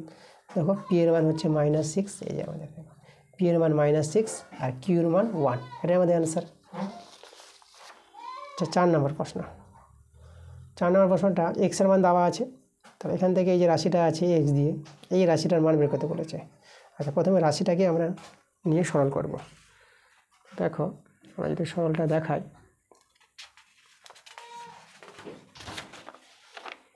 তো এখানে দেখাচ্ছি তোমাদের। দেখো রাশিটা আমাদের কত আছে, রাশিটা আছে X cube by X to the power 6 plus 3x cube plus 1, এভাবে রাশিটা দেওয়া আছে। আচ্ছা আমাদের এক্স কিউব আছে, আর নিচে এবার আমরা কী করব, এক্স কিউব কমন নিয়ে নিচ্ছি, কারণ এক্স কিউব কেটে যাবে। তাহলে এক্স কিউব যদি কমন নিই তাহলে এখানে এক্স কিউব রয়ে যাবে, 6 আছে পাওয়ারে, 6 থেকে 3 নিয়ে নিলাম, তার 3 থাকবে প্লাস, আর এটা এক্স কিউব নেওয়া হয়ে গেছে মানে 3 থাকবে। আর যে 1, দেখো এখানে তো 1 আছে শুধু, মানে এক্স তো ছিল না, তাহলে এখানে 1 আছে তো কমন তো যাচ্ছে না, কমন না গেলে যে নিচে এক্স কিউব দিয়ে দেবা, যেখানে কমন যাবে না ওখানে তোমরা এই যে এক্স কিউব কমন নিয়েছে না, তাই এক্স কিউবটা নিচে দিয়ে দেবা। তো এভাবে কিন্তু কমন নেওয়া যায়। তাহলে এখানে এক্স কিউব কেটে দিলাম। তাহলে আমাদের যে রাশিটা দাঁড়ালো দেখো, তার উপরে তাহলে 1 দিয়ে দিলাম, আর এখানে এক্স কিউব, আর এই যে প্লাস এই যে 1/x কিউবটা এই যে আগে করে দিলাম, এই যে x cube plus 1/x cube, আর প্লাস 3টা এই যে পরে লিখে দিলাম, এই যে 1/, আর এখানে দেখো এই যে x cube plus 1/x cube মানে a কিউব প্লাস b কিউবের সূত্র আমরা এখানে অ্যাপ্লাই করব, মান নির্ণয়ের সূত্র। তো সেই সূত্রটা হবে a প্লাস b তার whole cube minus 3ab into a plus b। এই যে দেখো এই যে a cube plus b cube, এটা b ধরে, তাহলে a কিউব প্লাস b কিউবের মান নির্ণয়ের সূত্র এই যে এটা a প্লাস b তার whole cube minus 3ab into a plus b, plus 3 ছিল, প্লাস 3টা আমরা বসিয়ে দিলাম। ওকে, আচ্ছা তাহলে এবার দেখো তো আমরা এই যে আমাদের দেখো এই যে x প্লাস 1/x আছে, এই মানটা আমাদের কিন্তু দরকার। তাহলে এখন আমরা কি করব, এখন আমরা x প্লাস 1/x এর মানটা বের করার চেষ্টা করব, ঠিক আছে, সেটা আমাদের কত বের হয়।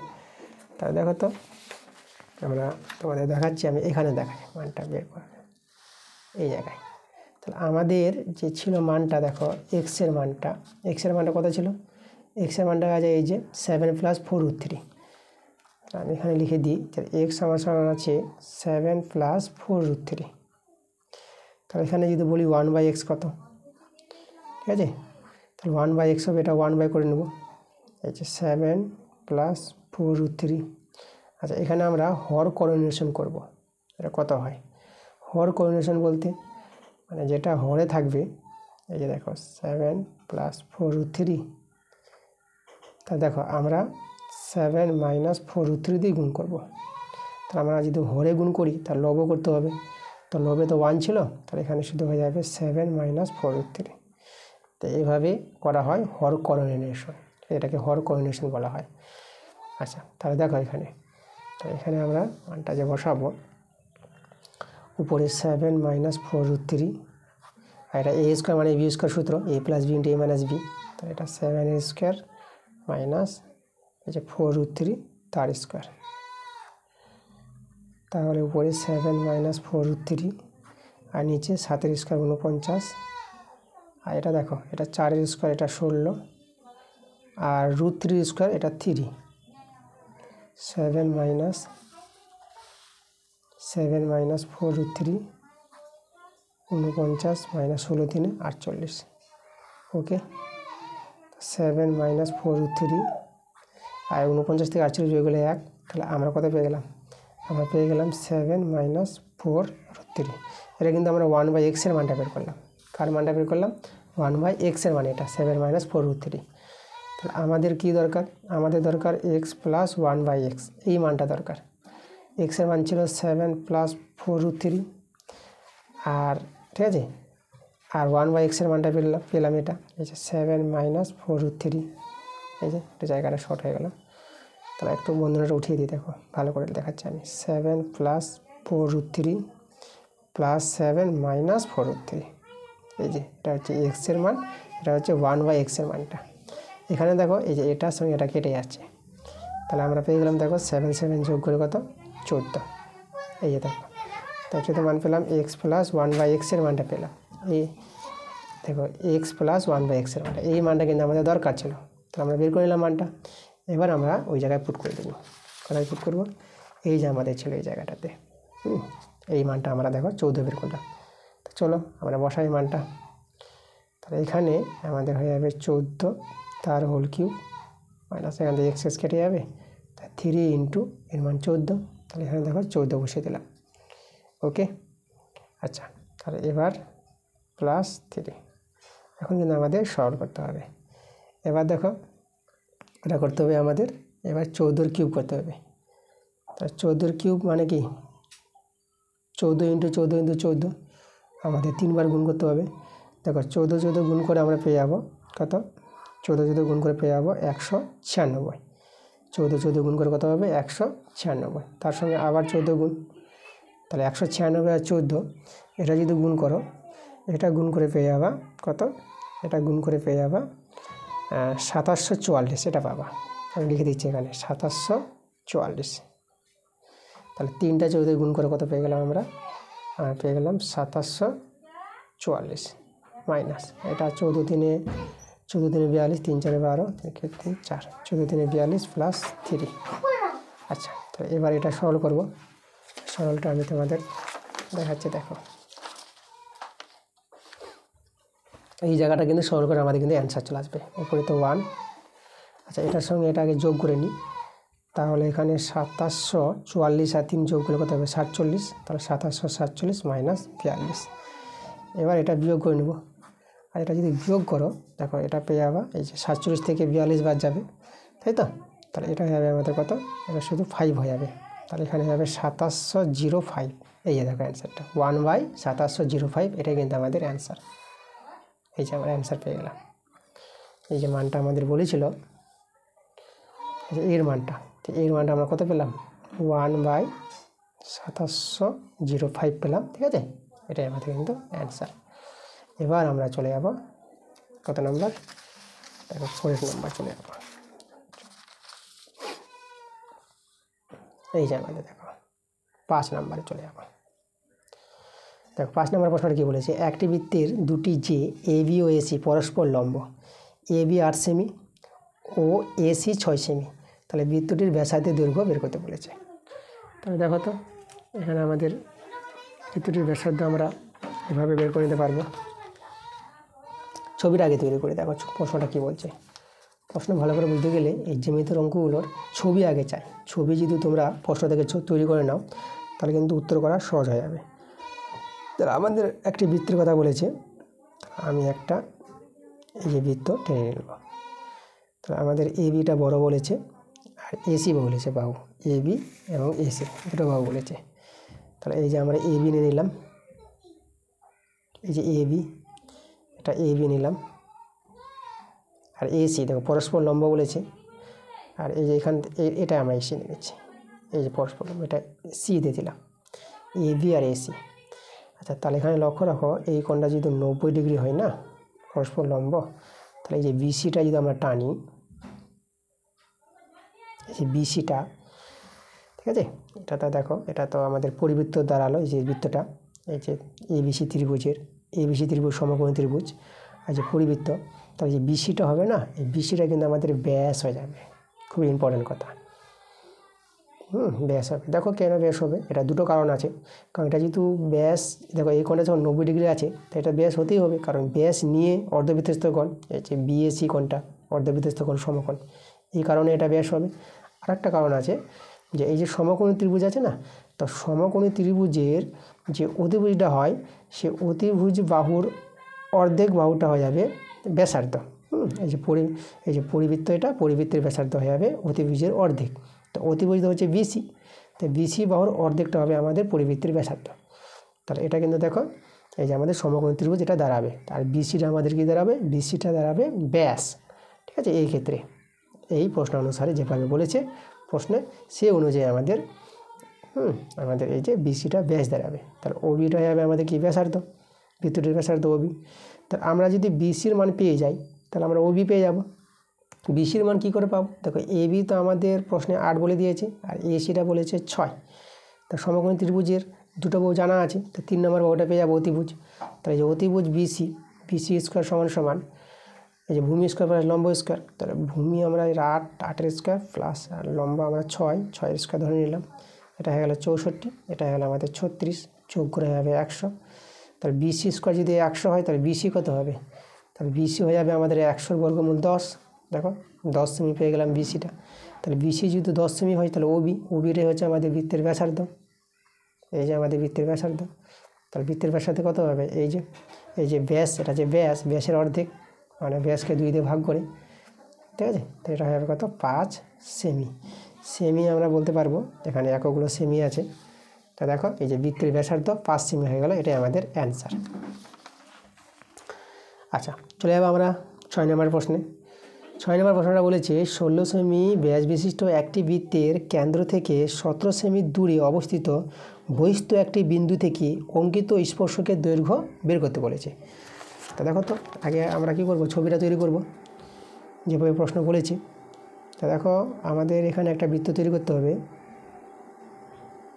এই যে বৃত্ত 16 সেমি ব্যাস বিশিষ্ট, আমাদের এই বৃত্তের ব্যাস বলে দিয়েছে 16 সেমি। তাহলে ব্যাস বলে ব্যাসার্ধ পেয়ে যাবো। তাহলে ব্যাসার্ধ হবে 16-এর অর্ধেক, মানে 8 সেমি। আচ্ছা, তাহলে এখানে দেখো আবার বলেছে বৃত্তটির কেন্দ্র থেকে। তাহলে এখানে বৃত্তটির কেন্দ্র আমরা নিয়ে নিলাম, কেন্দ্রবিন্দু ধরো ও বিন্দু নিয়ে নিলাম। বৃত্তটির কেন্দ্র থেকে 17 সেমি দূরে অবস্থিত, মানে এই যে দেখো এখানে বিন্দুটা আছে, এটা বিন্দু আমরা নিয়ে নিলাম এ বিন্দু। এই যে 17 সেমি দূরে অবস্থিত একটি বিন্দু। তাহলে এখানে ও এটা হচ্ছে আমাদের, এই যে ও এটা কত? 17 সেমি, কেন্দ্র থেকে দূরে 17 সেমি দূরে। এই বিন্দু থেকে আমাদের এই যে বহিস্থ বিন্দু আছে, এই বহিস্থ বিন্দু থেকে বৃত্তের উপর যে অঙ্কিত স্পর্শক তৈরি হবে। তাহলে বৃত্তের উপর যে অঙ্কিত স্পর্শক দেখো এইভাবে, এখান থেকে আমরা একটা এইভাবে স্পর্শক পেয়ে যাব, এই যে এই বিন্দু থেকে। তাহলে এই স্পর্শকে দৈর্ঘ্য, এই বিন্দু যে স্পর্শক হয়েছে, এটা আমরা ধরো বি বিন্দু নিয়ে নিলাম, এই বিন্দুটা। সেই স্পর্শকের দৈর্ঘ্য কিন্তু এখানে বের করতে বলেছে। এই দেখো স্পর্শকের দৈর্ঘ্য মানে এখানে এই যে এবির মান কিন্তু বের করতে হবে, স্পর্শকের দৈর্ঘ্য। আচ্ছা, এখানে এই যে দেখো তো ওবিটা হচ্ছে আমাদের ব্যাসার্ধ। এখানে ব্যাস তো বলে দিয়েছে, ব্যাস বলেছে 16 সেমি। তাহলে ওবি যে ব্যাসার্ধ আমরা পেয়ে যাব 16-এর অর্ধেক, এই যে মানে 8 সেমি পেয়ে যাব ওবি ব্যাসার্ধ। এটা আমরা 8 পেয়ে গেলাম। আর ও এটা 17 পেয়েছি। তা দেখো এখানে আমাদের জানতে হবে যে স্পর্শকের উপর, বৃত্তের কোনো স্পর্শকের উপর কেন্দ্রগামী ব্যাসার্ধ কী হয়? লম্বভাবে অবস্থান করে, মানে এই কোণটা হবে আমাদের 90 ডিগ্রি। ঠিক আছে, এটা তোমাদের জানতে হবে। যে কোনো বৃত্তের স্পর্শকের উপর কেন্দ্রগামী ব্যাসার্ধ পরস্পর লম্ব হয়, স্পর্শকটা এবং কেন্দ্রগামী ব্যাসার্ধ পরস্পর লম্ব হবে। তাহলে আমাদের দেখো তো, তাহলে এই যে ত্রিভুজটা দাঁড়ালো, এই যে এ ও বি ত্রিভুজটা সমকোণী ত্রিভুজ দাঁড়িয়ে গেল। এখন সমকোণী ত্রিভুজের দুটো বাহুর মান জানা আছে। তাহলে এই যে তৃতীয় বাহুটা এ বি পেয়ে যাবো আমরা। এখানে আমাদের দেখো অতিভুজ হবে ও এ, তার অতিভুজ স্কোয়ার ও এ স্কোয়ার, অতিভুজ স্কোয়ার সমান সমান এ বি, এই যে ভূমি স্কোয়ার প্লাস লম্ব স্কোয়ার মানে ও বি, তাই তো? তাহলে দেখো আমার এখান থেকে এ বি দরকার, তাহলে আমরা এ বি স্কোয়ার আর এখানে ও এ স্কোয়ার, এটা মাইনাস ও বি স্কোয়ার। এই সমীকরণ থেকে আমরা এ বি স্কোয়ার মানটা বের করে নিলাম। আচ্ছা, ও এর মান আমাদের জানা আছে 17, তাহলে 17 স্কোয়ার। আর ও বির মানটা আমরা বের করেছি 8, 8 স্কোয়ার। 17 বর্গ বের করবা, 17 বর্গ তোমরা পেয়ে যাবা 17 গুণ করে 289 পাবা, তাই না? 17 বর্গ কত? 289। আর 8 বর্গ তো 64। আচ্ছা, এটা যদি বিয়োগ করো, এটা বিয়োগ করে পেয়ে যাবা 225। তো দেখো আমরা এ বি স্কোয়ার কত পেয়ে গেলাম? 225। তাহলে অতএব আমরা কিন্তু এ বির মানটা পেয়ে যাবো, এ বি সমান 225-এর বর্গমূল, এটা 15 পাবা। ঠিক আছে, তাহলে এই যে আমাদের বলেছিল স্পর্শকের দৈর্ঘ্য, সেই স্পর্শকের দৈর্ঘ্য কত পেয়ে গেলাম? 15 সেমি। এই যে আমাদের দেখো, আমাদের পেয়েছিল না, এই যে সেই স্পর্শকের দৈর্ঘ্য নির্ণয় করতে বলেছিল, তাই স্পর্শকের দৈর্ঘ্য আমরা পেয়ে গেলাম 15 সেমি। তা এবার চলে যাবো আমরা 7 নম্বর প্রশ্নে। 7 নম্বর প্রশ্ন দেখো, এবিসি সমকোণী ত্রিভুজ যার বি কোণটা 90 ডিগ্রি, এ বি এর উপর ডি এমন একটি বিন্দু যে A B is to BC is to BD, এটা দেওয়া আছে √3:1:1। তাহলে কোণ এসিডি এর মানটা বের করতে বলেছে। আচ্ছা, ভালো প্রশ্ন। তো আমাদের আগে এই প্রশ্নটা থেকে ভালো মতো আগে ছবিটা আগে তৈরি করে নিতে হবে। তো চলো আমরা ছবিটা দেখো, তোমাদের আমি দেখাচ্ছি। তোমরা ছবিটা, এখানে আমাদের যেহেতু একটা কোণ, ত্রিভুজের একটি কোণ 90 ডিগ্রি বলে দিয়েছে, তা ছবিটা আমাদের কী হবে? সমকোণী ত্রিভুজ হবে। তাহলে আমাদের একটা সমকোণী ত্রিভুজ আঁকবো, ঠিক আছে?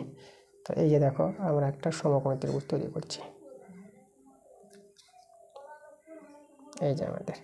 আচ্ছা, এই বাহুটাকে একটু বড় করি, এখন দরকার আছে, একটু প্রয়োজন পড়বে, ঠিক আছে। এই বাহুটাকে বড় করলাম, এখান থেকে করে দিলাম,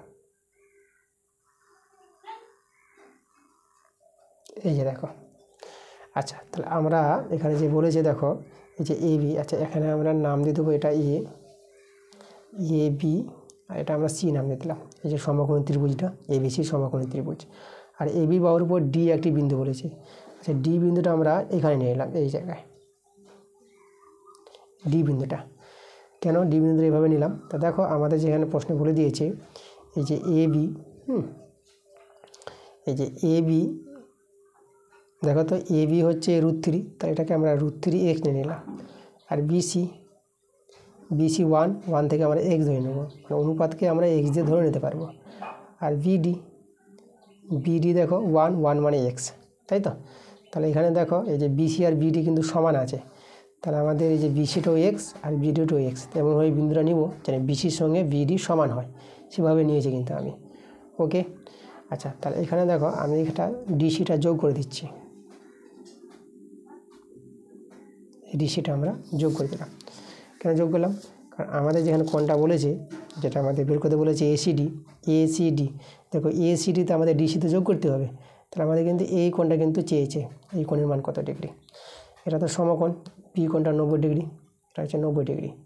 আচ্ছা দেখো তো এই কোণটা আর এই কোণটা সমান হবে, কারণ আমাদের এই যে এই দুটো বাহু সমান। আমাদের ডিসিটা অতিভুজ, আর এই যে ভূমি আর লম্ব, বিসি ভূমি আর বিডি লম্ব, এই দুটো বাহু সমান, তাই এই দুটো কোণও সমান হবে। এই 90 ডিগ্রি হলে পরে এই দুটো কোণ 45 ডিগ্রি করে হয়ে যাবে। সমকোণ ত্রিভুজের ধর্ম, তিনটি কোণের যোগফল 180 ডিগ্রি, তাহলে একাই 90 ডিগ্রি হলে পরে তো এরা দুজনে মিলে 90 ডিগ্রি, আর দুজনে সমান, তাহলে 45 ডিগ্রি করে পাওয়া যাবে। আচ্ছা, পেয়ে গেলাম এই কোণ 45 ডিগ্রি। এবার দেখো আমাদের এই কোণটা পাওয়ার জন্য আমাদের এসিবি, এই পুরো কোণটা আমাদের আগে বের করতে হবে। এসিবি কত হতে পারে?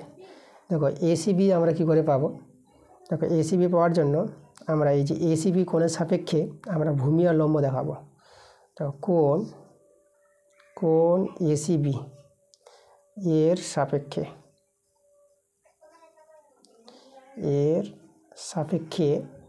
আমরা ভূমি হবে বিসি, তাই তো। আর লম্ব হবে আমাদেরকে, লম্ব হবে এবি, আর অতিভুজ তো এসি, অতিভুজ তো এখানে তির্যক বাহুটা হয় এসি। দেখো যে কোণ সাপেক্ষে বলবো না, এই যে কোণটা নিয়েছি আমরা এসিবি, তাহলে এসিবি কোণের সাপেক্ষে, কোণ এসিবি এর সাপেক্ষে ভূমিটা হবে বিসি, মানে যে কোণ সংলগ্ন বাহুটাকে ভূমি বলা হয়, ওটাকে লম্বা বলা হয়, আর তির্যক বাহু সবসময় অতিভুজ। আচ্ছা, এটা আমরা দেখাচ্ছি তোমাদের যে একটা চ্যাপ্টার আছে 25 নম্বর অধ্যায়, যে চ্যাপ্টারটা আছে ত্রিকোণমিতিক অনুপাতের প্রয়োগ, মানে উচ্চতার দূরত্বর যে চ্যাপ্টারটা আছে, সেই চ্যাপ্টারের থেকে আমি তোমাদের এখানে ধর্মগুলো কাজে লাগাবো। দেখো তাহলে এই কোণের সাপেক্ষে আমরা এটা পেয়ে গেলাম। এই যে ভূমি, লম্বার, অতিভুজ আমরা বের করলাম। এখন আমরা দেখো ট্যান বের করব, ট্যান কোণ এসিবি। আমাদের এই যে এসিবি কোণের মানটা আমরা বের করার চেষ্টা করছি। তো কোণ ট্যান এসিবি আমরা কি, তো ট্যান কি হয়? ট্যান হয় লম্ব এবং ভূমি, লম্ব আর ভূমির অনুপাতটাকে বলা হয় ট্যান। তাই লম্ব বাই ভূমি আমরা লিখতে পারবো, লম্ব বাই ভূমি, এই যে দেখো। তো এদের মানগুলো জানা আছে। দেখো এবির মান আমরা কত জানি, এই যে এবি আমরা বের করে রেখেছি। এবি হচ্ছে আমাদের √3x, তো আমরা এবির জায়গায় আমরা বসিয়ে দেবো √3x। আর বিসির মানটা আমরা x পেয়েছি, তাহলে বিসির জায়গায় x বসিয়ে দিলাম, তাহলে x কেটে দিলাম। তা দেখো এটা চলে আসলো আমাদের √3। আচ্ছা, √3 বলবো ট্যান কত ডিগ্রির মান? ট্যান 60 ডিগ্রির মান। ওকে, তো এটা আমরা পেলাম ট্যান কোণ এবিসি। আচ্ছা, এবিসি না, এটা কোণটা একটু ভুল দিয়ে দিলাম, সরি। কোণটা আছে আমাদের এসিবি, ঠিক আছে, কোণ এসিবি। তো ট্যান কোণ এসিবি সমান ট্যান 60 ডিগ্রি, তাহলে উভয় দিকে ট্যান ভিনিস করলে পরে, তাহলে অতএব আমরা কোণ এসিবি, এই যে এসিবি আমরা কত পেয়ে যাবো? 60 ডিগ্রি পেয়ে যাবো। এই যে কোণ এসিবির মানটা কিন্তু আমরা বের করে নিয়েছি। তো লক্ষ্য করো আমরা ছবিতে দেখো আমরা এসিবি পেয়ে গেলাম, আর এইদিকে এই কোণটা মানে বিসিডি পেয়ে গেছি। তাহলে দেখো তো এই কোণটা এখন পেয়ে যাব না, মানে এসিবি থেকে এই 45 ডিগ্রিটা বিয়োগ করে দেবো, তখন আমাদের যে অ্যান্সারটা চলে আসবে, যেটা আমাদের বের করতে বলেছিল। আচ্ছা, অ্যান্সারটা আমি এখানে দেখিয়ে দিই এই জায়গায়। অতএব কোণ এসিডি, যেটা আমাদের চেয়েছে কোণ এসিডি, এটা হবে দেখো 60 ডিগ্রি। এই যে যেটা আমরা এসিবি কোণটা পেয়ে গেলাম 60 ডিগ্রি, তাই যে 60 ডিগ্রি থেকে আমরা বাদ দিব 45 ডিগ্রি। এটা যদি বাদ দিই তাই বিয়োগ করে আমরা কত পেয়ে যাবো, 15 ডিগ্রি পেয়ে যাবো। তো দেখো এই যে কোণটা যেটা আমাদের বের করতে বলেছিল, এই কোণটা কত পেয়ে গেলাম, কোণটা পেয়ে গেলাম 15 ডিগ্রি। এটা কিন্তু আমাদের অ্যান্সার, এই যে আমাদের অ্যান্সার, কোণ এসিডির মান 15 ডিগ্রি। খুবই ভালো প্রশ্ন ছিল, ঠিক আছে। আচ্ছা, চলে যাবো আমরা কত নম্বরে, 8 নম্বর প্রশ্নে। আচ্ছা, 8 নম্বর প্রশ্নটা দেখো, আমাদের বলেছে একটি ত্রিভুজের দুটি কোণের পরিমাপ দেওয়া আছে এত ডিগ্রি করে। তা তৃতীয় কোণটির বৃত্তীয় মান বের করতে বলেছে। তো প্রথমে আমরা তৃতীয় কোণটি বের করব, ঠিক আছে। ত্রিভুজের দুটি কোণ জানা থাকলে 3 নম্বর কোণটি পাওয়া যায়। এই দুটো কোণকে যোগ করব, আর যোগ করে 180 ডিগ্রি থেকে বিয়োগ করে দেবো, তখন আর 3 নম্বর কোণটা পেয়ে যাব। আর সেই 3 নম্বর কোণটির বৃত্তীয় মান বের করতে বলেছে। তো চলো আমরা দেখো 3 নম্বর কোণটি আগে আমরা বের করি। প্রথম এই দুটো কোণের যোগফলটা আগে বের করি। তাহলে দেখো এই দুটো কোণের যোগফল বলতে দেখো আমি যোগ করবো প্রথমে। কত আছে আমাদের, 87 ডিগ্রি 28 মিনিট। দেখো একটা ডেজ বলতে মিনিট বোঝায়, তারপরে আছে 54 সেকেন্ড, যে ডবল ডেজকে সেকেন্ড বোঝায়। তার সঙ্গে এটা যোগ করব, এটা আছে 32 ডিগ্রি 31 মিনিট আর 16 সেকেন্ড। তো এই দুটো কোণকে আমরা যোগ করে নেব। দেখো যোগটা তোমাদের আমি দেখাচ্ছি, এদিক থেকে যোগ করছি আমি। এটা যদি যোগ করো, দেখো এটা 0 5 6 60 মিনিট পেয়ে গেলাম। এটা যদি যোগ করো, এটা হবে 9 আর এটা হবে 5, যে 59 মিনিট। আর এটা যদি যোগ করি, এটা হবে দেখো, এটা হবে 9 ডিগ্রি আর 8 আর 3 11, ঠিক আছে। এই যে 119 ডিগ্রি। তো এই হলো আমাদের যোগফলটা। আচ্ছা, এটাকে দেখো এই যোগফলটা একটু সরল করতে পারবো আমরা। এই যে আমাদের 60 সেকেন্ড হয়ে গেছে না, তো 60 সেকেন্ড সমান 1 মিনিট। তাহলে এই যে 1 মিনিট আছে এটা, তাহলে 1 মিনিটকে আমরা এঁকে দিয়ে দেবো।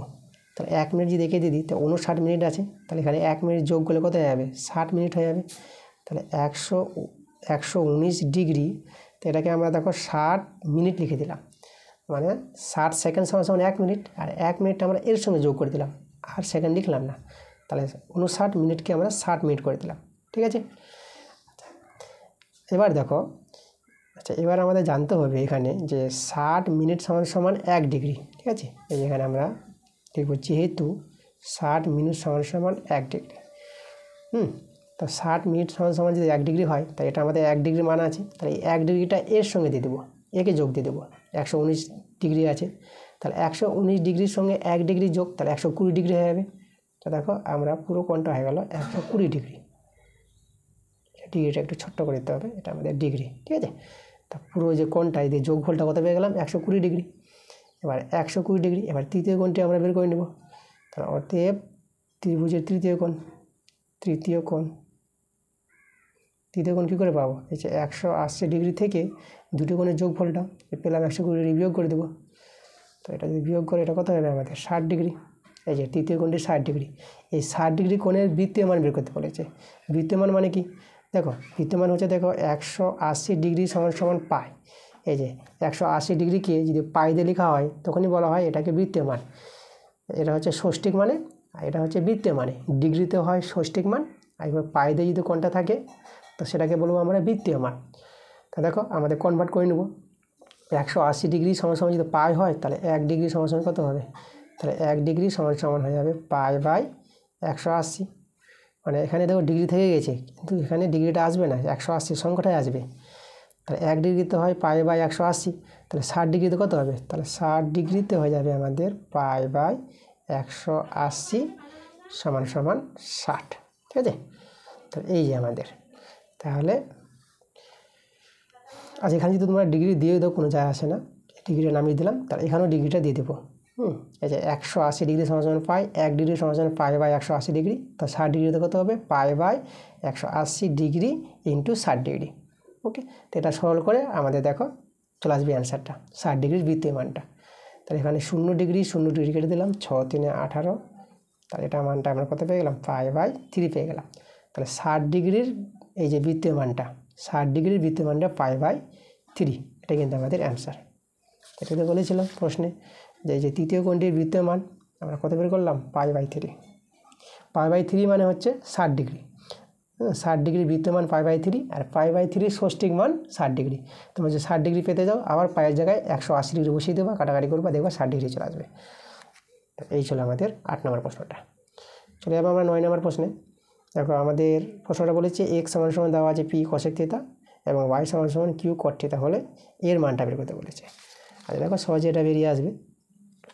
তো এখানে আমরা কী করব, আমরা এখান থেকে দেখো cosec থিটার মানটা যদি বের করি তাহলে x/p = cosec থিটা, ওকে। আর এটা থেকে এই সমীকরণ থেকে আমরা cot থিটার মানটা বের করব। তাহলে কিউটাকে y নিচ্ছি, তাহলে y/q করে দাও, y/q = cot থিটা হয়ে যাবে। এই যে cosec থিটা আর cot থিটার মানটা বের করে নিলাম। এখানে বর্গ করে নাও। আচ্ছা, এখানে যদি আমরা বর্গ করে নিই দেখো তাহলে s²/p², এটা হয়ে যাবে আমাদের cosec স্কোয়ার থিটা। এখানে যদি বর্গ করে নিই তাহলে y²/q² এটা হয়ে যাবে আমাদের cot স্কোয়ার থিটা। এখন এই দুটো সমীকরণকে আমরা বিয়োগ করে নেব। দেখো বিয়োগ বলতে এই যে দেখো s²/p² মাইনাস এই যে y²/q² এইদিকে বিয়োগ করতে হবে। এদিকে আছে cosec square theta minus cot square theta. দেখো আচ্ছা, তাহলে এর মান আমরা জানি, দেখো cosec square theta minus cot square theta এর মানটা কিন্তু 1 হয়। এটা সূত্র আছে ত্রিকোণমিতিক, এই সূত্রটা মনে রাখবো, এটা = 1। তা দেখো তো এর মানটা কত পেয়ে গেলাম, 1 পেয়ে গেলাম, এটা আমাদের অ্যান্সার। এটা হয়ে গেল আমাদের 1। আচ্ছা, চলে যাবো আমরা 10 নম্বর প্রশ্নে। বলেছে দেখো দুই মুখ খোলা ফাঁপা লম্ববৃত্তাকার চোঙের বহির্ব্যাসার্ধ দেওয়া আছে r একক এবং ভিতরের দিকের ব্যাসার্ধ, তাই না, যেটাকে অন্তর্ব্যাসার্ধ বলা হয়, অন্তর্ব্যাসার্ধ দেওয়া আছে ছোটো হাতের r একক এবং উচ্চতা h একক হলে চোঙের সমগ্র তলের ক্ষেত্রফল কত হবে। তা দেখো এখানে চোঙের সমগ্র তলের ক্ষেত্রফল আমাদের একটা সূত্রই আছে। আমাদের সূত্রটা আমি লিখে দেখাচ্ছি যে ফাঁপা চোঙের দুই মুখ খোলা ফাঁপা লম্ববৃত্তাকার চোঙের সমগ্র তলের ক্ষেত্রফল যে সূত্রটা, সেই সূত্রটা হবে এটা। কীভাবে সূত্রটা, এই যে আমি এখানে লিখে দেখাচ্ছি তোমাদের সূত্রটা। সেটা হবে আমাদের 2πh ইন্টু বড় হাতের r প্লাস ছোটো হাতের r প্লাস 2π বড় হাতের r² মাইনাস ছোটো হাতের r²। এটাই হবে আমাদের ফাঁপা চোঙের সমগ্র তলের ক্ষেত্রফলের সূত্র। এটা মনে রাখতে হবে। দেখো আমি তোমাদের একটু বুঝিয়ে দেবো যে কী করে এই সূত্রটা তৈরি হয়। দেখো আমি তোমাদের দেখাচ্ছি। তার জন্য আমাদের একটা ফাঁপা চোঙ তৈরি করতে হবে। তাহলে আমি একটা ফাঁপা চোঙ তৈরি করছি। দেখো তাহলে এই যে আমাদের একটা ফাঁপা চোঙ,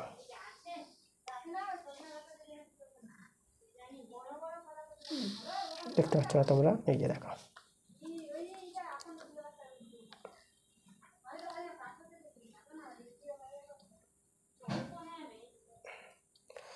আচ্ছা, ফাঁপা চোঙ তৈরি করতে হলে আমাদের এখানে আর একটাই করতে হবে। এই জায়গা থেকে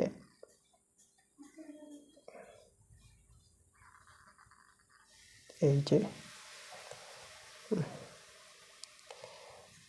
আর সেইখানে আমাদের এইভাবে করতে হবে। এই জায়গাটা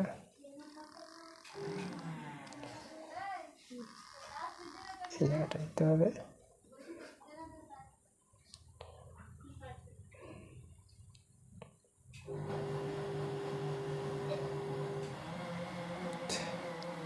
ছবিটা আমাদের একটু খারাপ হয়ে গেল, তো যাই হোক। তাহলে এই যে দেখো এই ছবি থেকেই তোমাদের বুঝিয়ে দিচ্ছি আমি।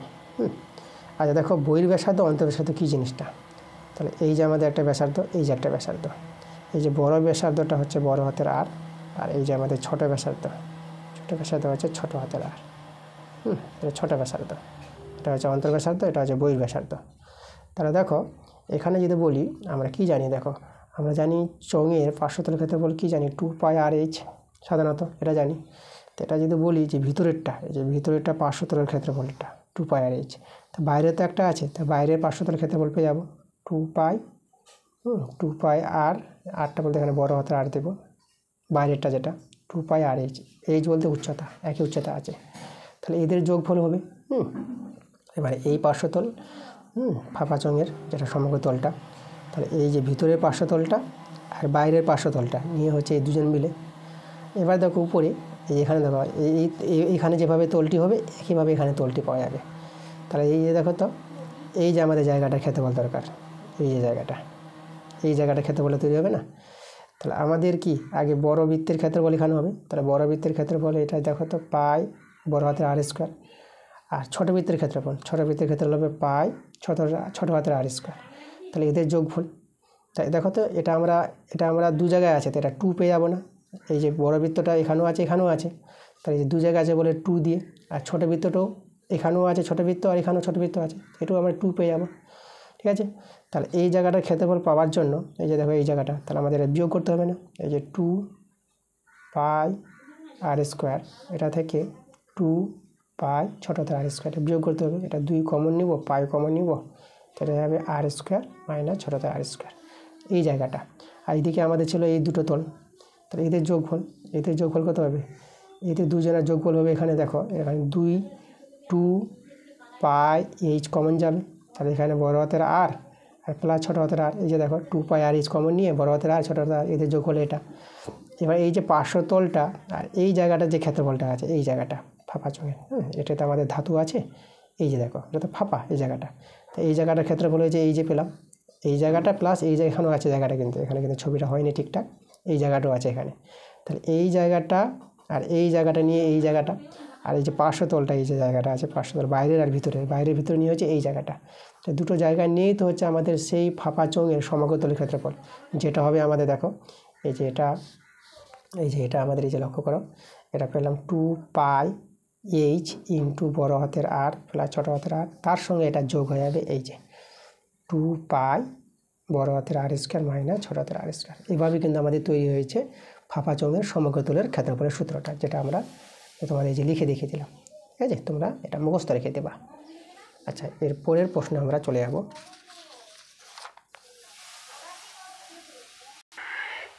11 নম্বর প্রশ্নে আমরা যাব। আমরা তো 10 নম্বর প্রশ্ন দেখিয়ে দিলাম তোমাদের, এবার যাব আমরা কত নম্বর? 11 নম্বর প্রশ্ন যাব। তো দেখো 11 নম্বর প্রশ্নটা তোমাদের দেখাচ্ছি। এই যে আমাদের 11 নম্বর প্রশ্ন, চলো দেখি কি বলছে আমাদের প্রশ্নটা। তাহলে এই যে 11 নম্বর প্রশ্নটা আমাদের বলছে, একটি ঘনবস্তুর নিচের অংশ অর্ধগোলক আছে এবং উপরের অংশ লম্ববৃত্তাকার শঙ্কু আকারের আছে। যদি দুটি অংশের বক্রতলের ক্ষেত্রফল সমান হয় তাহলে ব্যাসার্ধের দৈর্ঘ্য এবং শঙ্কুর উচ্চতার অনুপাত কত হবে সেটা আমাদের চেয়েছে। আচ্ছা, তো দেখো তো আমাদের কীভাবে হবে অঙ্কটা। আমাদের এখানে একটা ঘনবস্তু যে আছে, সেই ঘনবস্তুর আমাদের কী বলেছে, দুটি অংশ আছে ঘনবস্তুটার। এই যে ঘনবস্তুটার নিচের যে অংশটা আছে অর্ধগোলক, তাহলে আমি ছবিটা এইভাবে তোমাদেরকে দেখাচ্ছি। দেখো আগে নিচের তলটা করছি আমি, এই যে নিচের তলটা এটা অর্ধগোলক আছে।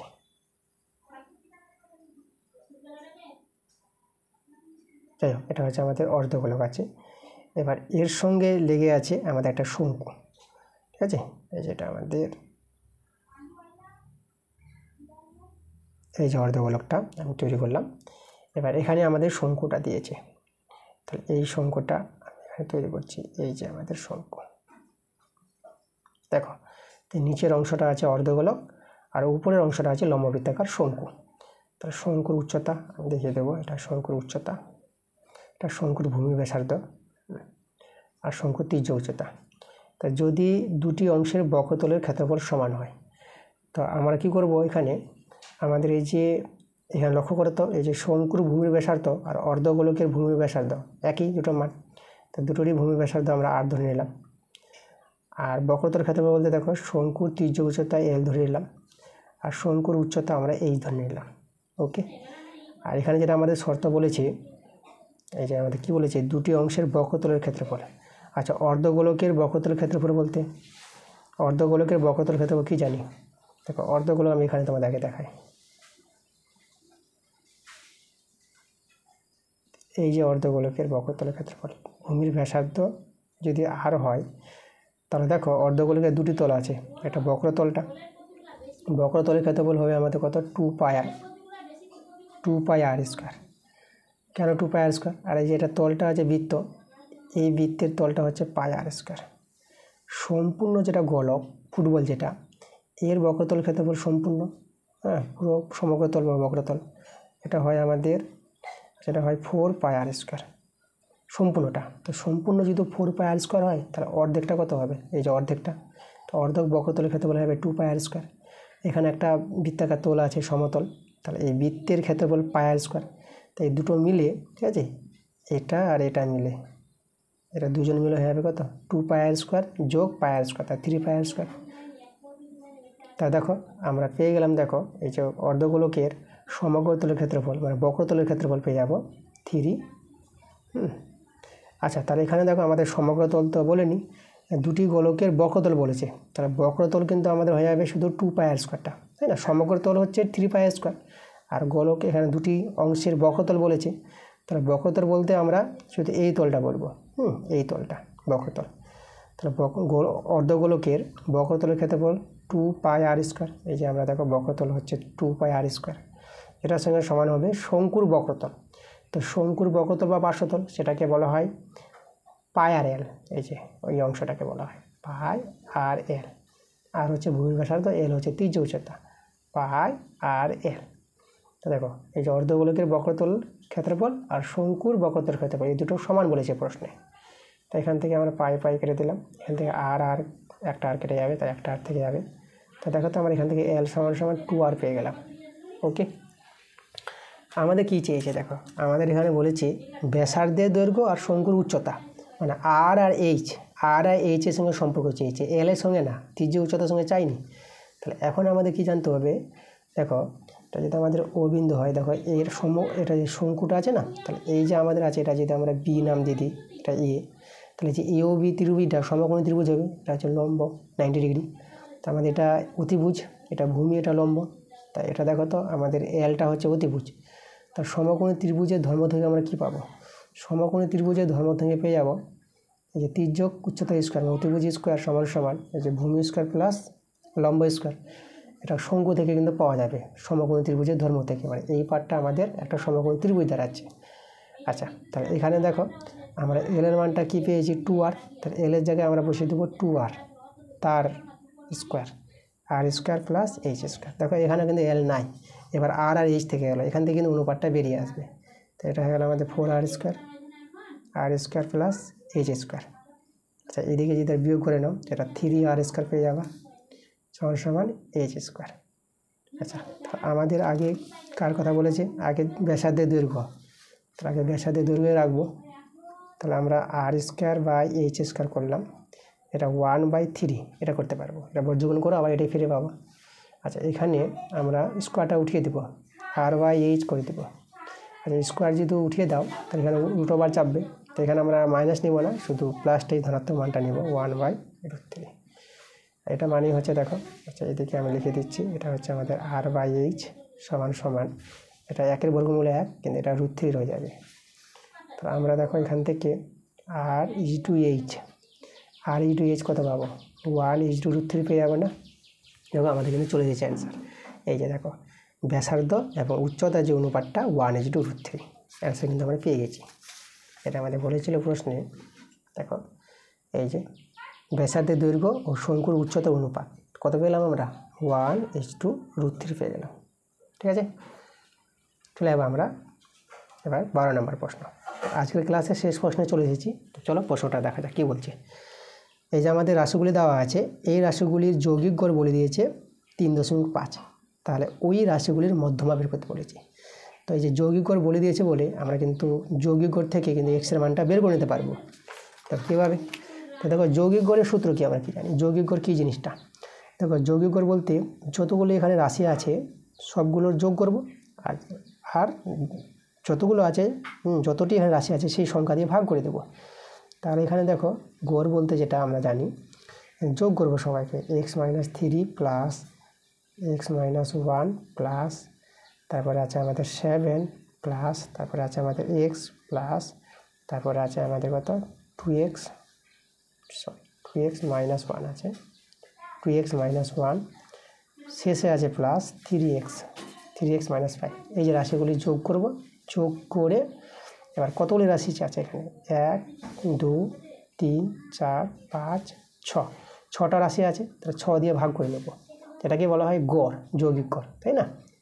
যতগুলি রাশি থাকবে তাদের যোগফল আর নিচে যটা রাশি থাকবে সেই সংখ্যাটা দিয়ে আমরা ভাগ করে দেব।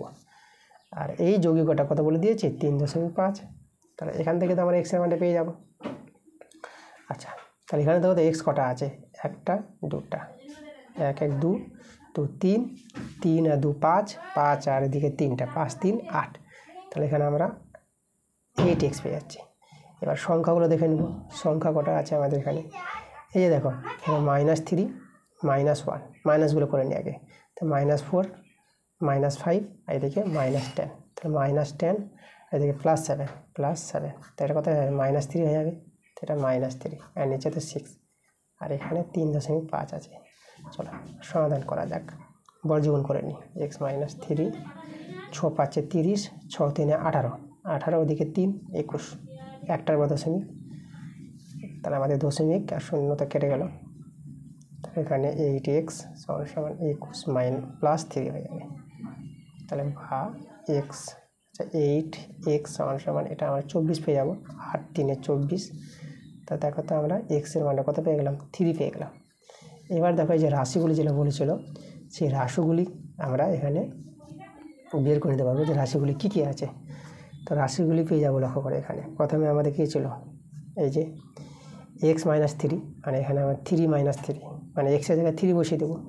তারপর ছিল x -1 মানে হবে আমাদের 3 -1 কমা, তারপরে আমাদের ছিল 7, তারপরে x ছিল মানে 3, এবার 2 ইন্টু এখানে হয়ে যাবে আমাদের 3 -1 কমা, তারপরে আবার ছিল 3 ইন্টু 3 -5। দেখো x এর জায়গায় আমরা 3 বসিয়ে দিলাম। তো রাশিগুলি দেখি কী বের হচ্ছে। আচ্ছা এই যে তোমরা দেখতে পাচ্ছিলে না, এই যে রাশিগুলি x এর জায়গায় আমরা 3 বসিয়ে দিয়েছি, যেখানে x ছিল 3 3 3 3, এই যে 3 বসিয়ে দিয়েছি। ওকে, তাহলে এখানে তো 0 পেয়ে গেলাম, এটা হবে 2, এটা তো 7 আছে, আর এটা আমাদের 3, আর এটা দেখো 2 3 6 6 থেকে 1 চলে গেলো, এটা 5, 3 3 9 আর 9 থেকে 5 চলে গেলো, এটা হবে 4। আচ্ছা রাশিগুলি পেয়ে গেছি। এবার এই রাশিগুলির আমাদের মধ্যমা বের করে দেখাতে হবে। তাহলে মধ্যমা পাওয়ার জন্য আমাদের কী করতে হবে, আগে রাশিগুলিকে ঊর্ধ্বক্রম অনুসারে সাজাতে হবে, মানে ছোটো থেকে বড়। তাহলে ছোটো তো 0, তারপরে 2 আছে, তারপরে 3 আছে, তারপরে 4 আছে, তারপরে 5, তারপরে 7। এই যে দেখো আমরা সাজিয়ে নিয়েছি ছোটো থেকে বড়। এবার মধ্যমা পাওয়ার নিয়মটা দেখো, এখানে রাশি তো 6টা আছে, তাহলে মধ্যে 2 জন থাকবে। তাহলে এদিকে 1 2 2 কাটালাম, 1 2 2 জন কাটালাম, এদিক থেকে 2 জন বাদ, তাহলে মধ্যে কে থেকে গেল, মধ্যে থেকে গেলো এই যে মধ্যে। তাহলে মধ্যমা যে পাওয়ার নিয়মটা, ঠিক আছে, তাই মধ্যমা পাওয়ার যেটা নিয়ম, এই যে 3 4 যোগ করবো, 3 যোগ 4 আর 2 দিয়ে ভাগ করে দেবো, এই হচ্ছে আমাদের মধ্যমা। এটা যোগ করে হয়ে যাবে 7, নিচে 2, এই যে ভাগ করো সেটা হবে 3.5, 7-এর অর্ধেক 3.5, 3.5, এটাই কিন্তু আমাদের অ্যান্সার। দেখো এই রাশি তথ্যগুলি যে মধ্যমা চেয়েছিল, আমরা মধ্যমা বের করে নিয়েছি, ঠিক আছে। এই যে মধ্যমা কত পেলাম আমরা, 3.5, একই পেয়েছি, যেটা যৌগিক গড় ছিল সেটাই কিন্তু মধ্যমা এসেছে, ঠিক আছে। এই আমাদের অ্যান্সার। তাহলে দেখো আমাদের আজকের ক্লাসের আমার সম্পূর্ণ অঙ্কগুলো তোমাদের করে দিয়েছি, একদম কোনো জায়গায় সমস্যা হওয়ার কথা নয়। তোমরা ভালো করে মনোযোগ সহকারে ক্লাসগুলো দেখো, তোমরা সব বুঝতে পারবা। তা ঠিক আছে, এরপরে যে ক্লাসটা আছে তোমাদের তাড়াতাড়ি আসবে, তোমরা ক্লাসগুলো দেখতে থাকো।